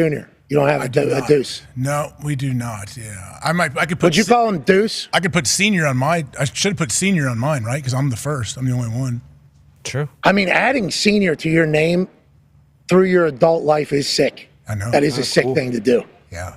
It is kind of. Would you go D-Butch? Would you go junior, Deuce? Nah, what would you call? No junior. My dad's a third. and then my older brother is a fourth. Ooh, but yeah, I wouldn't. Holy shit! Got to blaze your own trail.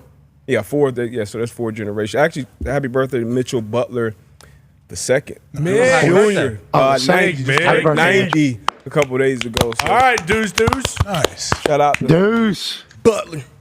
What did Virginia turned 102? 102, yep. Happy birthday. Boy, those comments on Holy- that IG were fun. 102. What, they were rude to a What do you 102-year-old mean, lady? They were very rude. Come on. The internet's I a didn't rude agree place. with any of them. I just saw them, and some of them said, it's time to hit the McCasket. Yeah, look, come on. I don't stand by it, but That's disgusting. that's clever. That's Look, disgusting. Yeah, but it's clever. That's not the internet. clever. That's the internet. That wasn't the most disgusting thing yesterday, It was not. was it? And it wasn't even close. What are you The talking internet about? was What are you live talking about? yesterday. The internet was alive yesterday. You There's know a what lot I'm of things. talking about.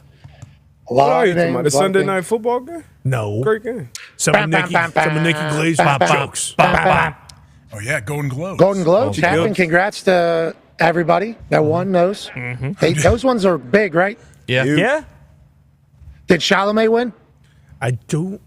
He was there. He was there. For the Bob Dylan movie? Did Coop win? I don't know. I don't know if Coop had anything he was nominated for. Glenn Powell was Did Glenn Powell win? You had a nice joke about Glenn. He did, but no. I don't Denzel believe win? he did. Denzel did not win. He was very thankful he did not win. Really? So Yeah. hold on. do you Hold mean? on. Is Denzel. Why? Well, yeah, why? Gladiator Why is he thankful he Denzel's didn't just not with the bullshit with that stuff. If it's an Oscar, sure, he'll entertain that, get up there. But I'm not doing the fucking happy dance, get up here and do some bullshit speech. Just thank you. I appreciate win? it. Okay. Get the camera. He said he's past that. Yeah. He said he's not doing it. Colin That was Farrell like Messi. won. Messi said, I don't do those awards. I don't do that award. Messi said that the other day, I think. None of our guys won anything. No. What's the deal? I Looks think like we should have got at least one. of Adrian those. Brody won Best Actor. But one of our guys, The Rock, put Vin Diesel through a table. It was off camera, but Oh yeah, Vin Diesel did kind of throw I heard some that. What's up, Dwayne? throw a shot. Yeah. Hey, Dwayne. Oh. Hey, Dwayne. that makes me feel like I thought they're it was a actually positive on, interaction. Yeah, they're on Yeah, a me rebound. too. That's how I read that. They're on a rebound. I didn't because everyone laughed. Like I don't think everyone's. Yeah, but so did The laughing. Rock. So did the Yeah, for a second he laughed. high chief. I thought they for were a back second. together for the are. last film. Yeah, it's a good thing. You're good business. They're back together, I hope. think. That one last ride. Did it work? Fast and Is finally Dwayne furious. bringing, is he bringing him to, tonight, to the Netflix premiere? Is How about is Vin how Diesel about going the to pop Rock out? putting that? How about the Rock putting that video out, and then the way it was done? Of course, that's just the way the Rock is. That's the way. I can't wait to see what this place does whenever he comes out. There's like him just walking around because he's this Goliath, and everybody knows who the hell he is. So I've got a chance now to see him out and about, for brief moments when he's able to do it. It's like he's a human that's built in a fashion that you go, oh, what the fuck is that? Yep. And then when you see it, you go, oh, it's The Rock. Holy shit.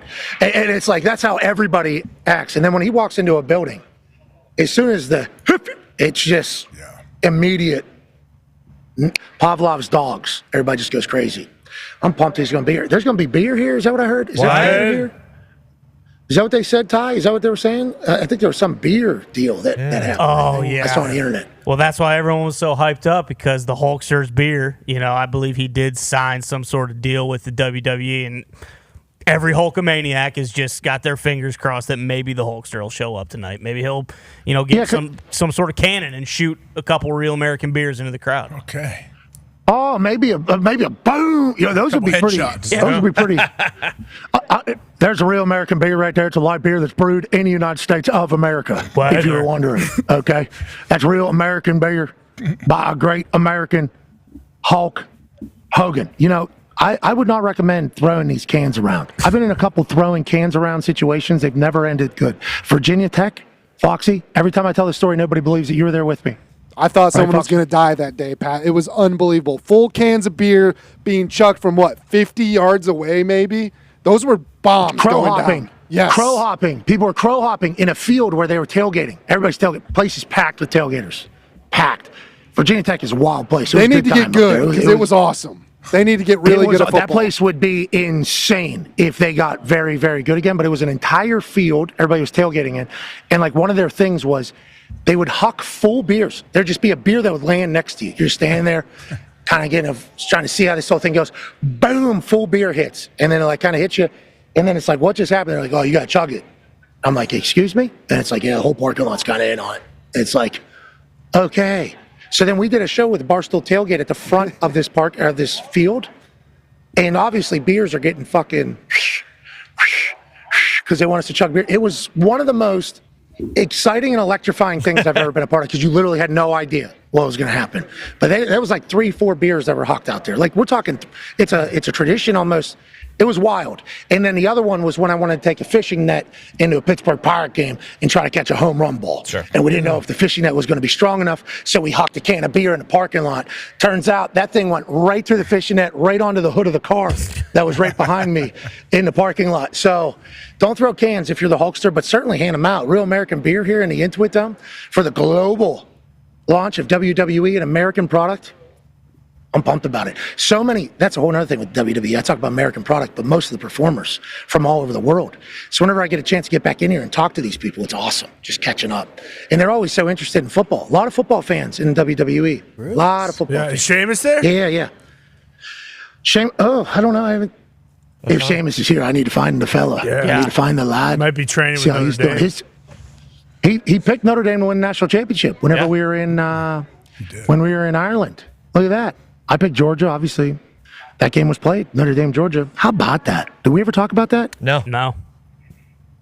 Notre Dame's so fucking good. I have underestimated them the entire time. A lot of their fans have told me, keep picking against us. And it's like this kind of what's happening with Michigan last year when I picked against them, because I thought, the football gods would do their thing. I just didn't know that this Notre Dame team was this good. And I almost refused to believe how big of a dog Riley Leonard was. I mean, it's just like, and Marcus Freeman, what an amazing coach. Like, legitimately, the way he has rallied that bunch, all buy-in, and this dude is unbelievable. I mean, everybody's talking about, can he, and me included, like, hey, he's going to have to make a throw. It's like, I don't know. And the throws that he's going to have to make are like this. I think he can. I think he can make a 15-yard throw if he has to. It's like, they are so good. I've underestimated them completely, and I think they know that. I think their fans know that. And Faison, the lacrosse dude, he's unstoppable when he gets the ball in his hands. I mean, it is real deal. This Notre Dame team, AJ. Who's the favorite for their game against Penn State? Notre Dame is. Yeah. By what, a couple? 2.5 or something? Yeah, Notre Dame, they're a physical bunch. And old Buddy only threw for, Leonard threw for 86 yards, but when he pulled the ball down at the end, he flipped over the first down marker. Like, this guy's he's laying it all on the line for his squad, that's for sure. Special teams were and they love him. Huge in that game, too. When you look at both programs, you would expect, like, depth-wise, Georgia would blow them out the water when you get to that third phase. But to your point, you talked about Marcus Freeman.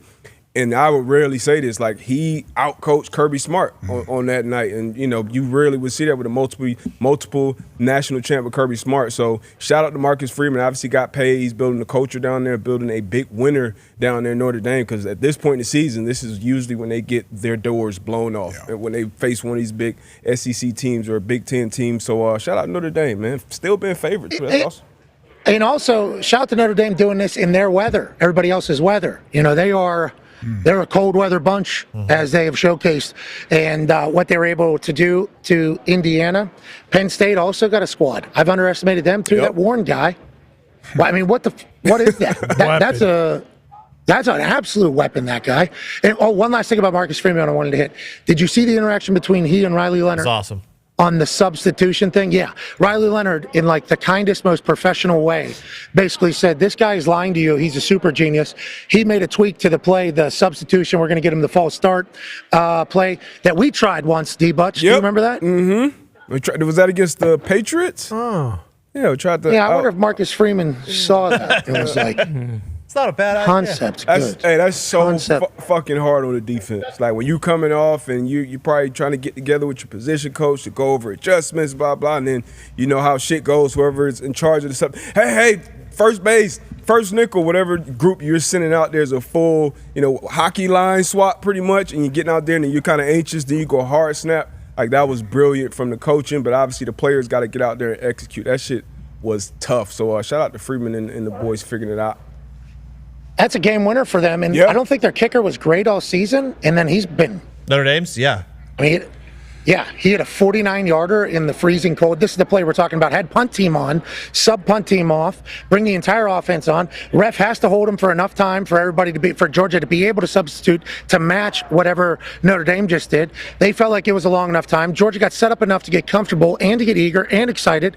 And then they go, you know what? Yeah, let's hard cut. It's over. First down. 23-10 at that moment. Now, I will say Indiana only lost to Notre Dame by 10, 27-17. Interesting. 13-point difference there.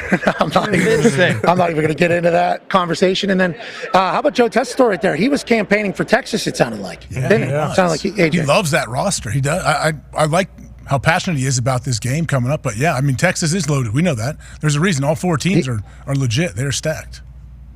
D-Butch, outsides on the Penn State Notre Dame team game. I don't think as much as a convo at this year, but like outsides for Texas and Ohio State, so much talent. Is anybody going to be able to stop Jeremiah Smith on Texas, you think? Man, I don't. Maybe we just been too close to the action, but watching that shit up close, and I had questions coming up, about Will Howard coming into the season and some different things that happened throughout the season, but we always talk about peaking at the right times or certain teams going through adversity. Seeing Ryan Day, his message kind of pregame in the locker room to the boys, and then how they came out and started, how Chip Kelly has been dialing it up, finding creative ways to get Jeremiah Smith some matchups, getting him the ball early. No. Short answer is no. I do not think they can stop Jeremiah Smith. You can maybe contain him and make the other guys beat him, but the other guys are Ibuka, Carnell Tate, Henderson, Judkins in the backfield, and that offensive line is showing up as well. Then on the other side, their defense. So this roster, I think, rightfully so, I think this team should be favored to go win it all, and maybe that's just us being too close their last 2 games, actually seeing this operation going, but I don't think anybody can stop that Ohio State offense right now. And I think, you say we're too close to the action. I think we fully understand the amount of motivation that they were given after losing to Michigan with how the entire state acted. Yeah.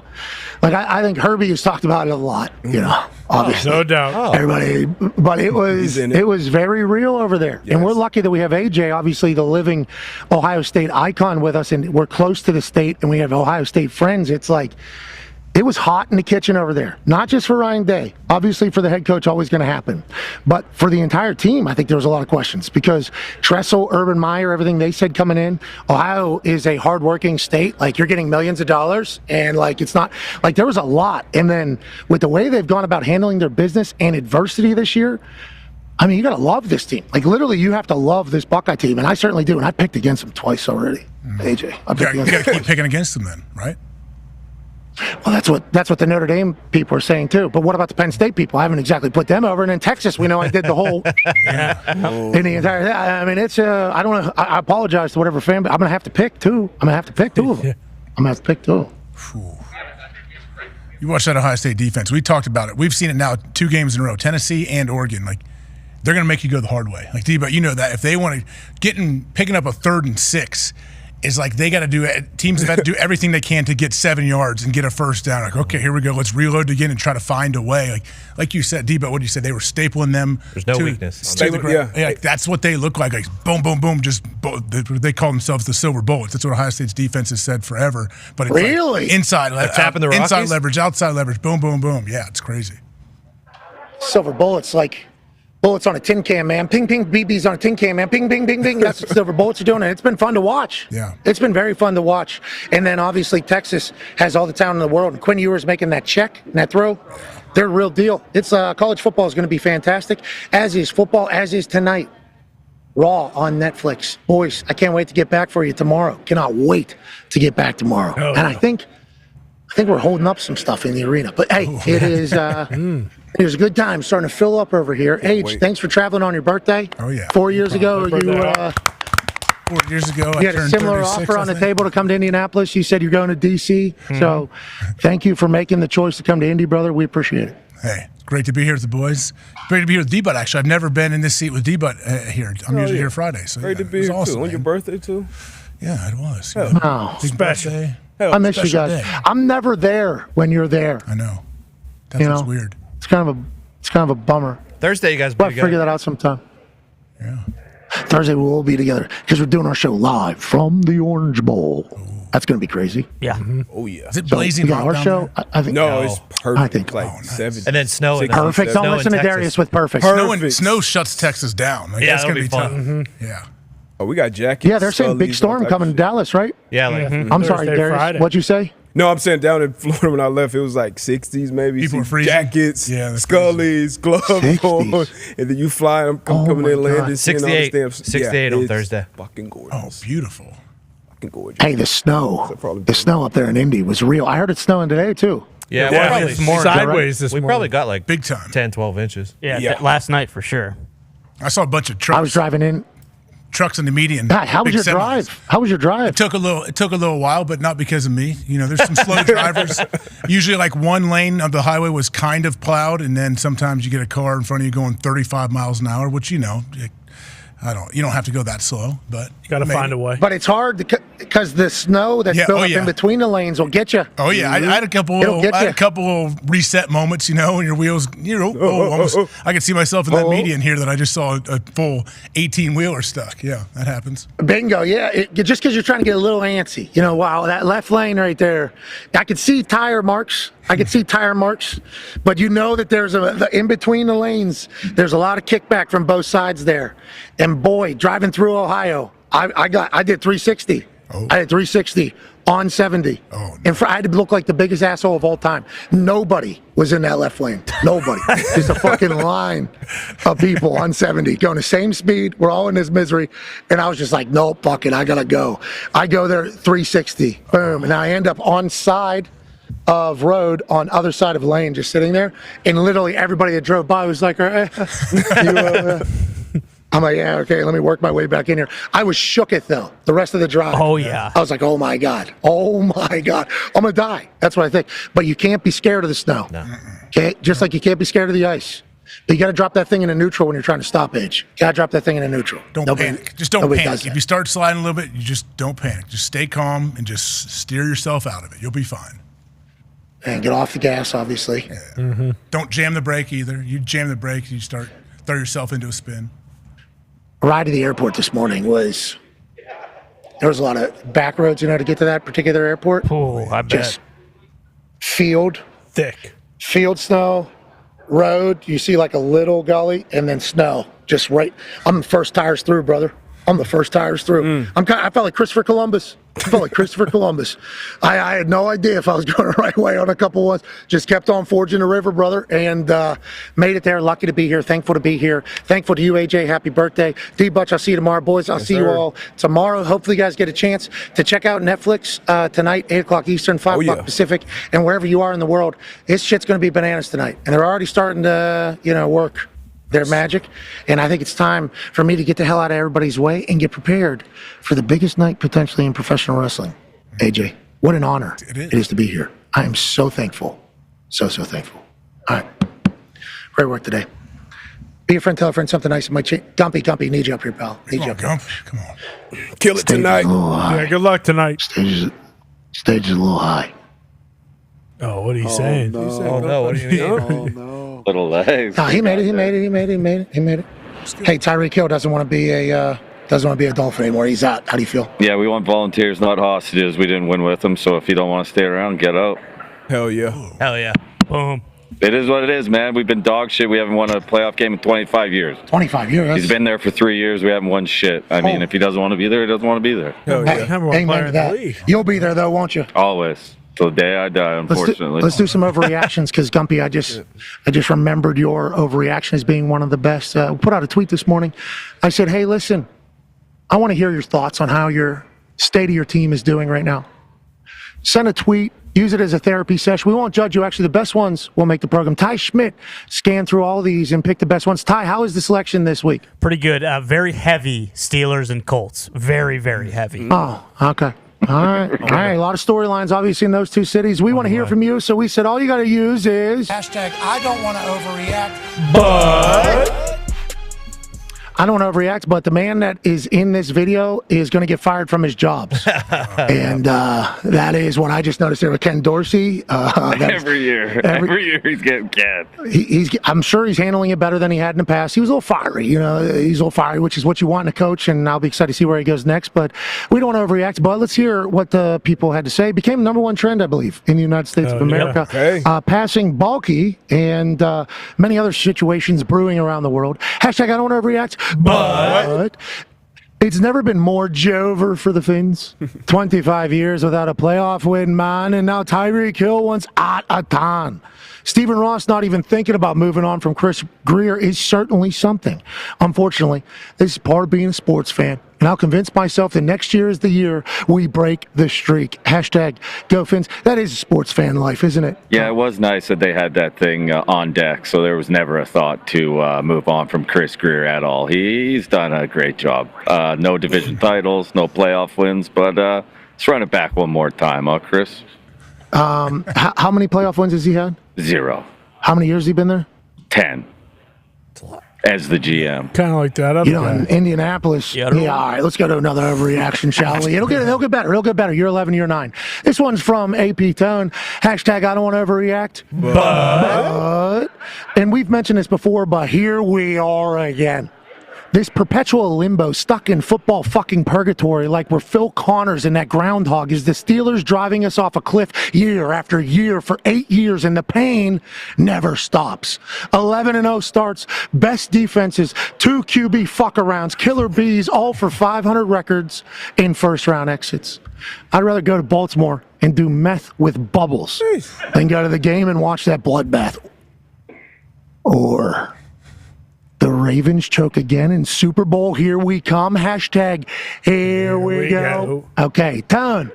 Jeez Louise, a little harsh there, don't you think, pal? I don't know. You guys are in the playoffs. Yes, and a lot of organizations would die to be in the spot that the Steelers are in year after year.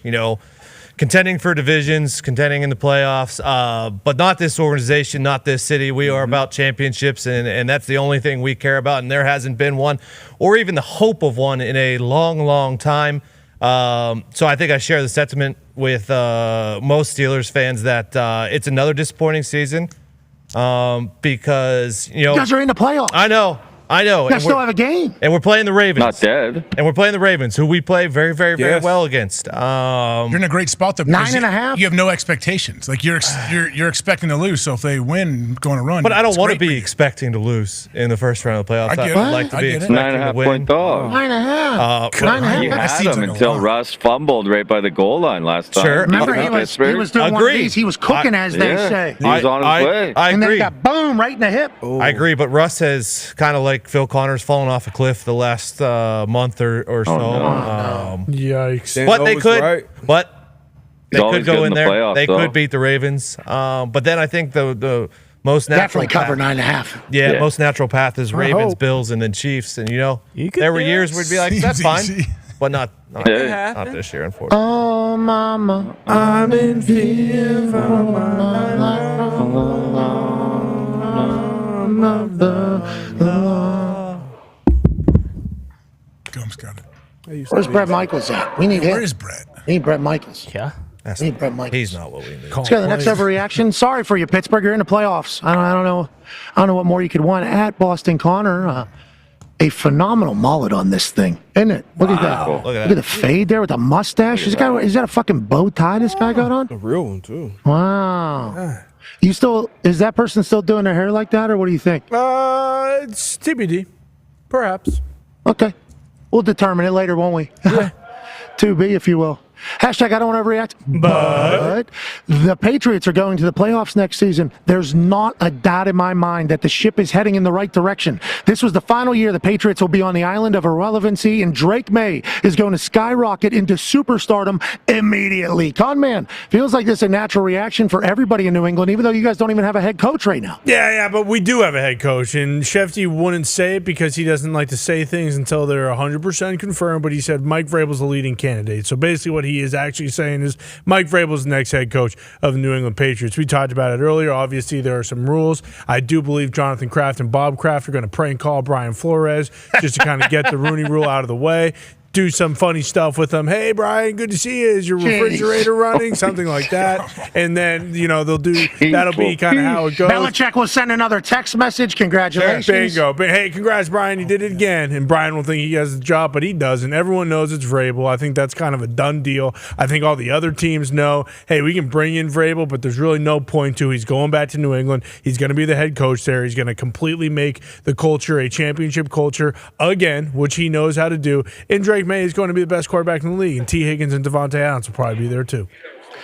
You think do your job stuff's going back up on the walls? I think do your job stuff's going back up on the walls. I assume Vrabel even has some Bill Belichick quotes from when he was playing that he might just be like, hey, we should make this into a sign because it really helped me, and I'm sure it's going to help the rest of the boys. And all those players on defense that are great players are probably going to raise their level of play. And look, I mean, we're probably going to be the toughest fucking team in the league too. I already started smoking cigarettes again. That's what you said, to send to the universe to make the right decision. All right, let's go to the next overreaction, shall we? This is from Maurice Brown at M. Mario Jr., 24C Jr. right here. This is what I'm talking about. Mm-hmm. Deuce, I wonder if they ever called him. Hashtag I don't overreact, but Jim Irsay is 18 steps ahead of anyone who thinks he's a dumbass. Backer, Klein, Ballard, and Steichen, and so the Colts can implode next season more than McDaniels' toilet did after Jim laid eyes on it. Then, with the first pick in the 2026 draft, a familiar name, Archie Manning. That'd be cool. That'd be a wild thought if that is what Jim Irsay was thinking. We got a statue of a Manning outside. Let's bring in another one. That'd be thinking ahead, obviously, but that would be saying that you're looking for the team not to do good next year. I think Jim has faith that this team's going to do good. I think he actually, believes that Chris Bauer's going to be able to do his thing this late into his tenure. I think there's a lot of doubt, a lot of questions by a lot of people, but Jim Irsay said he's confident, okay? So he's confident. Gotta believe him. I don't know. I believe him. Him doing what that tweet said is kind of like an evil villain move, and he kind of looks like an evil villain on that get around machine that I saw him on yesterday. So that all makes sense. Evil villain. Cool. I'm buying one. Do you remember when we were growing up? I think they made these office chairs that you could kneel on. Do you remember they were built a zigzag? Oh, yeah. Do you remember that? Yeah. It looked like that. It was like a version of that in there, and obviously we wish nothing but Godspeed for Jim and his health and everything like that. But him putting that out immediately after the game told me that, hey, this, not a thought. Not even no. That thing was sitting on deck. What was quicker? I think Shane's got the Mayo firing tweet, or the news, which was like 3 minutes after the game, or Jim's. I think Mayo was quick. That was legitimately felt like Kraft walking down there going, hey, thanks for fucking up number one overall pick and fire. Get the fuck out! He got fucking I can't hoes. believe I did. That was nuts. Who, Mayo? Bullshit. Yeah, that was bullshit. I mean, what do they expect? How do you feel about it, D-Butch? I think he got hoes. I mean, we talked about culture and building the culture, and you can go back through a bunch of coaches and look at their first year and things that they learned, or their first job as a head coach, and to give a guy 1 year after a 24-year period, like that was bullshit. We didn't expect the 7, 8, or 10-win season. You had a rookie quarterback. You had pieces on the team that weren't really there. Got a bunch of cap space going forward. But I also understand the thought process of if it's going to be Braves, which we expect, or even Ben Johnson, hey, these candidates or this candidate is too good to pass up on. So Mayo was put in a bad spot from that standpoint. But I was surprised. I thought they would definitely stick with him, especially with him being the hand-picked successor to Bill Belichick. But we know how cold this business can be. So on one hand, I definitely think he was hosed. He didn't get a fair shake. And on the other hand, this may be your only opportunity to hire a guy like Mike Vrabel. So I get it from both sides, but I think he was fucked over. But I think he'll get another opportunity at some point down the line to be a head coach again in this league.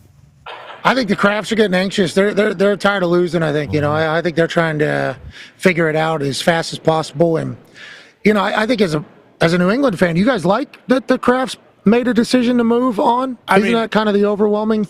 Yeah, I agree with Debo. Like, it does suck, but also, like, for the Crafts, this is a huge babyface move just because everybody, hated them from the Dynasty documentary, and then obviously the team not doing well. It's kind of like, hey, this is all on you. So them doing this is kind of a big, like, hey, we did fuck this up.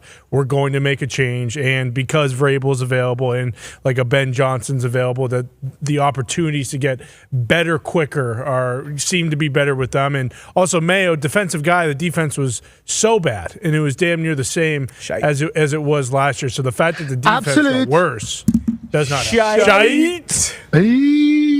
All right, let's go to the next overreaction, shall we? That was about the Colts, and then we took it over to Patriots. I'm happy to hear that. This one's from Andrew. Real Scott Baio. Wow, isn't that a famous Scott Baio? Wasn't he? He had a kid when he was like 60 or something. What show was he on? What was he on? He wasn't Uncle Jesse. He looks like Uncle Jesse, kind of. Scott Baio. That was Chachi. Yeah, Chachi. Chachi. He was Chachi. Yeah, of course. Joni looks like Joni I don't loves overreact. Yes, sir. But I don't know what George Patton bought Sean Payton for Christmas, but whatever it is, it's not enough. Covered up the second worst contract in history with a coaching masterclass in young dogs. We've got our guy at QB on to lose by 40 in Buffalo. Hashtag let's ride. Whoa. That's like the reality for the Denver Broncos fan base. I respect that a lot, AJ. I respect the fact that they're like, we didn't expect to make the playoffs this year. We're taking a massive cap hit. I think they got like $90 million in dead cap in total. We got a rookie quarterback trying to figure it out. Sean Payton might take a few years to build this thing, and then Sean Payton and the Broncos go, We got the Chiefs in our division, and they still make the playoffs. Good for them, man. I'm happy for Denver. I think they got the team as well. Yeah, Denver, I think Shefty even alluded to it. They kind of put the blueprint out on how to find a way to win with massive dead cap numbers, I guess, sitting there and trying to get creative. But you got to draft a That's why people would fire the coaches so quick, too. Because look at how fast they turned it around. Yeah. They're paying a shitload of money to nothing and turning around 2 years Peyton's been, and they're in the playoffs already. How about Jim Harbaugh? Yep. Yeah, 1 year playoffs. Man. Unbelievable. He told us about how much the guys love football. They were in that locker room. He was like, when I got here, it's just amazing how much these guys love football. Just love football. Bosa, Khalil, man, all they want to do is ball. Just like everything he was talking about was basically that. And they've turned it quick over there. What a drumming. He said that they needed one more week to maximize their toughness going into the playoffs. I think one more week will maximize our toughness to get. One of my favorite days. It's like that's favorites on the road, first round of the playoffs. 3-point favorites at Houston. Unbelievable. That's impressive. And they get Azeez Al-Shaair back down there in Houston for the playoff run. I wonder how much that'll affect it. Houston just beat the hell out of the Titans. Let's go to another overreaction before we get out of here, as we are in the way of everything. Eric Parpart at Eric_Parpart. Go Gators. Hashtag I don't want to overreact. But the Vikings are done. The Vikings will lose to the Rams. Sam Darnold will leave and get paid by some crop franchise. Aaron Rodgers will sign a one-year deal with Minnesota, just like Brett Favre. And finally, your Super Bowl 60 winner will be the Minnesota Vikings. I don't love that they're already looking ahead. I don't love that that's happening. Enjoy this year, Age. Yeah. Enjoy this year, Gumps. Could you imagine if the Dolphins did what the Vikings are doing right now? You lose to the Lions. You get your ass kicked. You're still playing for the number 1 overall seed. Let's keep it going. There's only 2 teams they've lost to all year: the the Rams and the Lions, and they did it back-to-back already once this year, and they could do it again. That's a good stat right there. Did you hear that out of the Canadian right there, AJ? That is Gump. That's a bit troublesome. But Darnold looked like he was seeing ghosts, man. That was bad. They were getting after him. Legitimate they bad. created some good pressure. They had a good scheme against him, no doubt. But that doesn't mean he's going to play bad in the playoffs. We don't know that. He was zicked up. It was a big night in Detroit. You see you only get one shot. Yeah. Don't miss your chance to blow, because opportunity comes once in a lifetime. And they did it, and then they showed Eminem on the screen. Everybody was there. Did you see that? Maz was impressed. Said it was the best thing he's ever seen. Maz, yeah. Kid Rock probably grabbed him. It was the best show he's ever seen at a football game. Huh. And MTV Rock, was he there? I don't know if they showed him on camera, but Kid Rock was a staple at Detroit when I was on the Packers playing the Lions. On the sideline? Yeah, in the locker room. Carpenter was on the Lions for a couple of years. He said Kid would come in the locker room after games and celebrate with them. Whoa. Give game balls out like Brick? That's awesome. I don't know if I'm sure he's receiving game balls. I don't know if he's giving them out. Speaking of the locker room, how about when Dan Campbell walks to the locker room? He looks like an orangutan. Yeah. He is so big. He is a physical presence, and the way he talks, his neck protrudes. It's like this guy's I think he's doing manual neck exercises. I think he's got somebody holding a towel on his forehead for his neck when he's giving these interviews. What an absolute stud. All right, last one here, last overreaction. This one is from Daniel Jones is really fast at Jay's Ripping Darts. Okay. Hashtag I don't overreact. But the last time the Bucks played in the wild card versus the Washington, what were they called? Never mind. But we won a Super Bowl. Baker has taken us back. First order of business, taking a massive shite on Washington, just like those poop pipes did for years in their stadium. Bucks by 100, says Daniel Jones is really fast. I like that Commanders team. I like the future. Obviously, the past has a great history. AJ, what team was he talking about there? Do you the Bucks? The team Gibbs used to coach. Gibbs coached them. RG3 got drafted. Acho played for them. He played for the Washington Eagles. football team, right? Acho didn't play for them. No. Acho? Steve, any MVP updates from him yesterday? MVP and MVP, obviously valuable, best. He was that in the type of lab. convo happening. Watching film. Yeah, I saw that. He was in the lab. Yeah, that's what I heard. All right. That was Overreaction Monday. We can't thank everybody enough. That was the number one trend in the United States this morning, which is so stupid. We're going to get out of here and enjoy the hell out of tonight. We appreciate you all so much for allowing us to do this for a living. To everybody here at the WWE that we are currently holding up, we thank you for all your hard work and your setup and for how great the show is going to be tonight. AJ, happy birthday. Good work. Yeah. Be a friend, tell a friend something nice that might change their life. We're in this thing together. Team on me. Team on three. 1, 2, 3. Goodbye.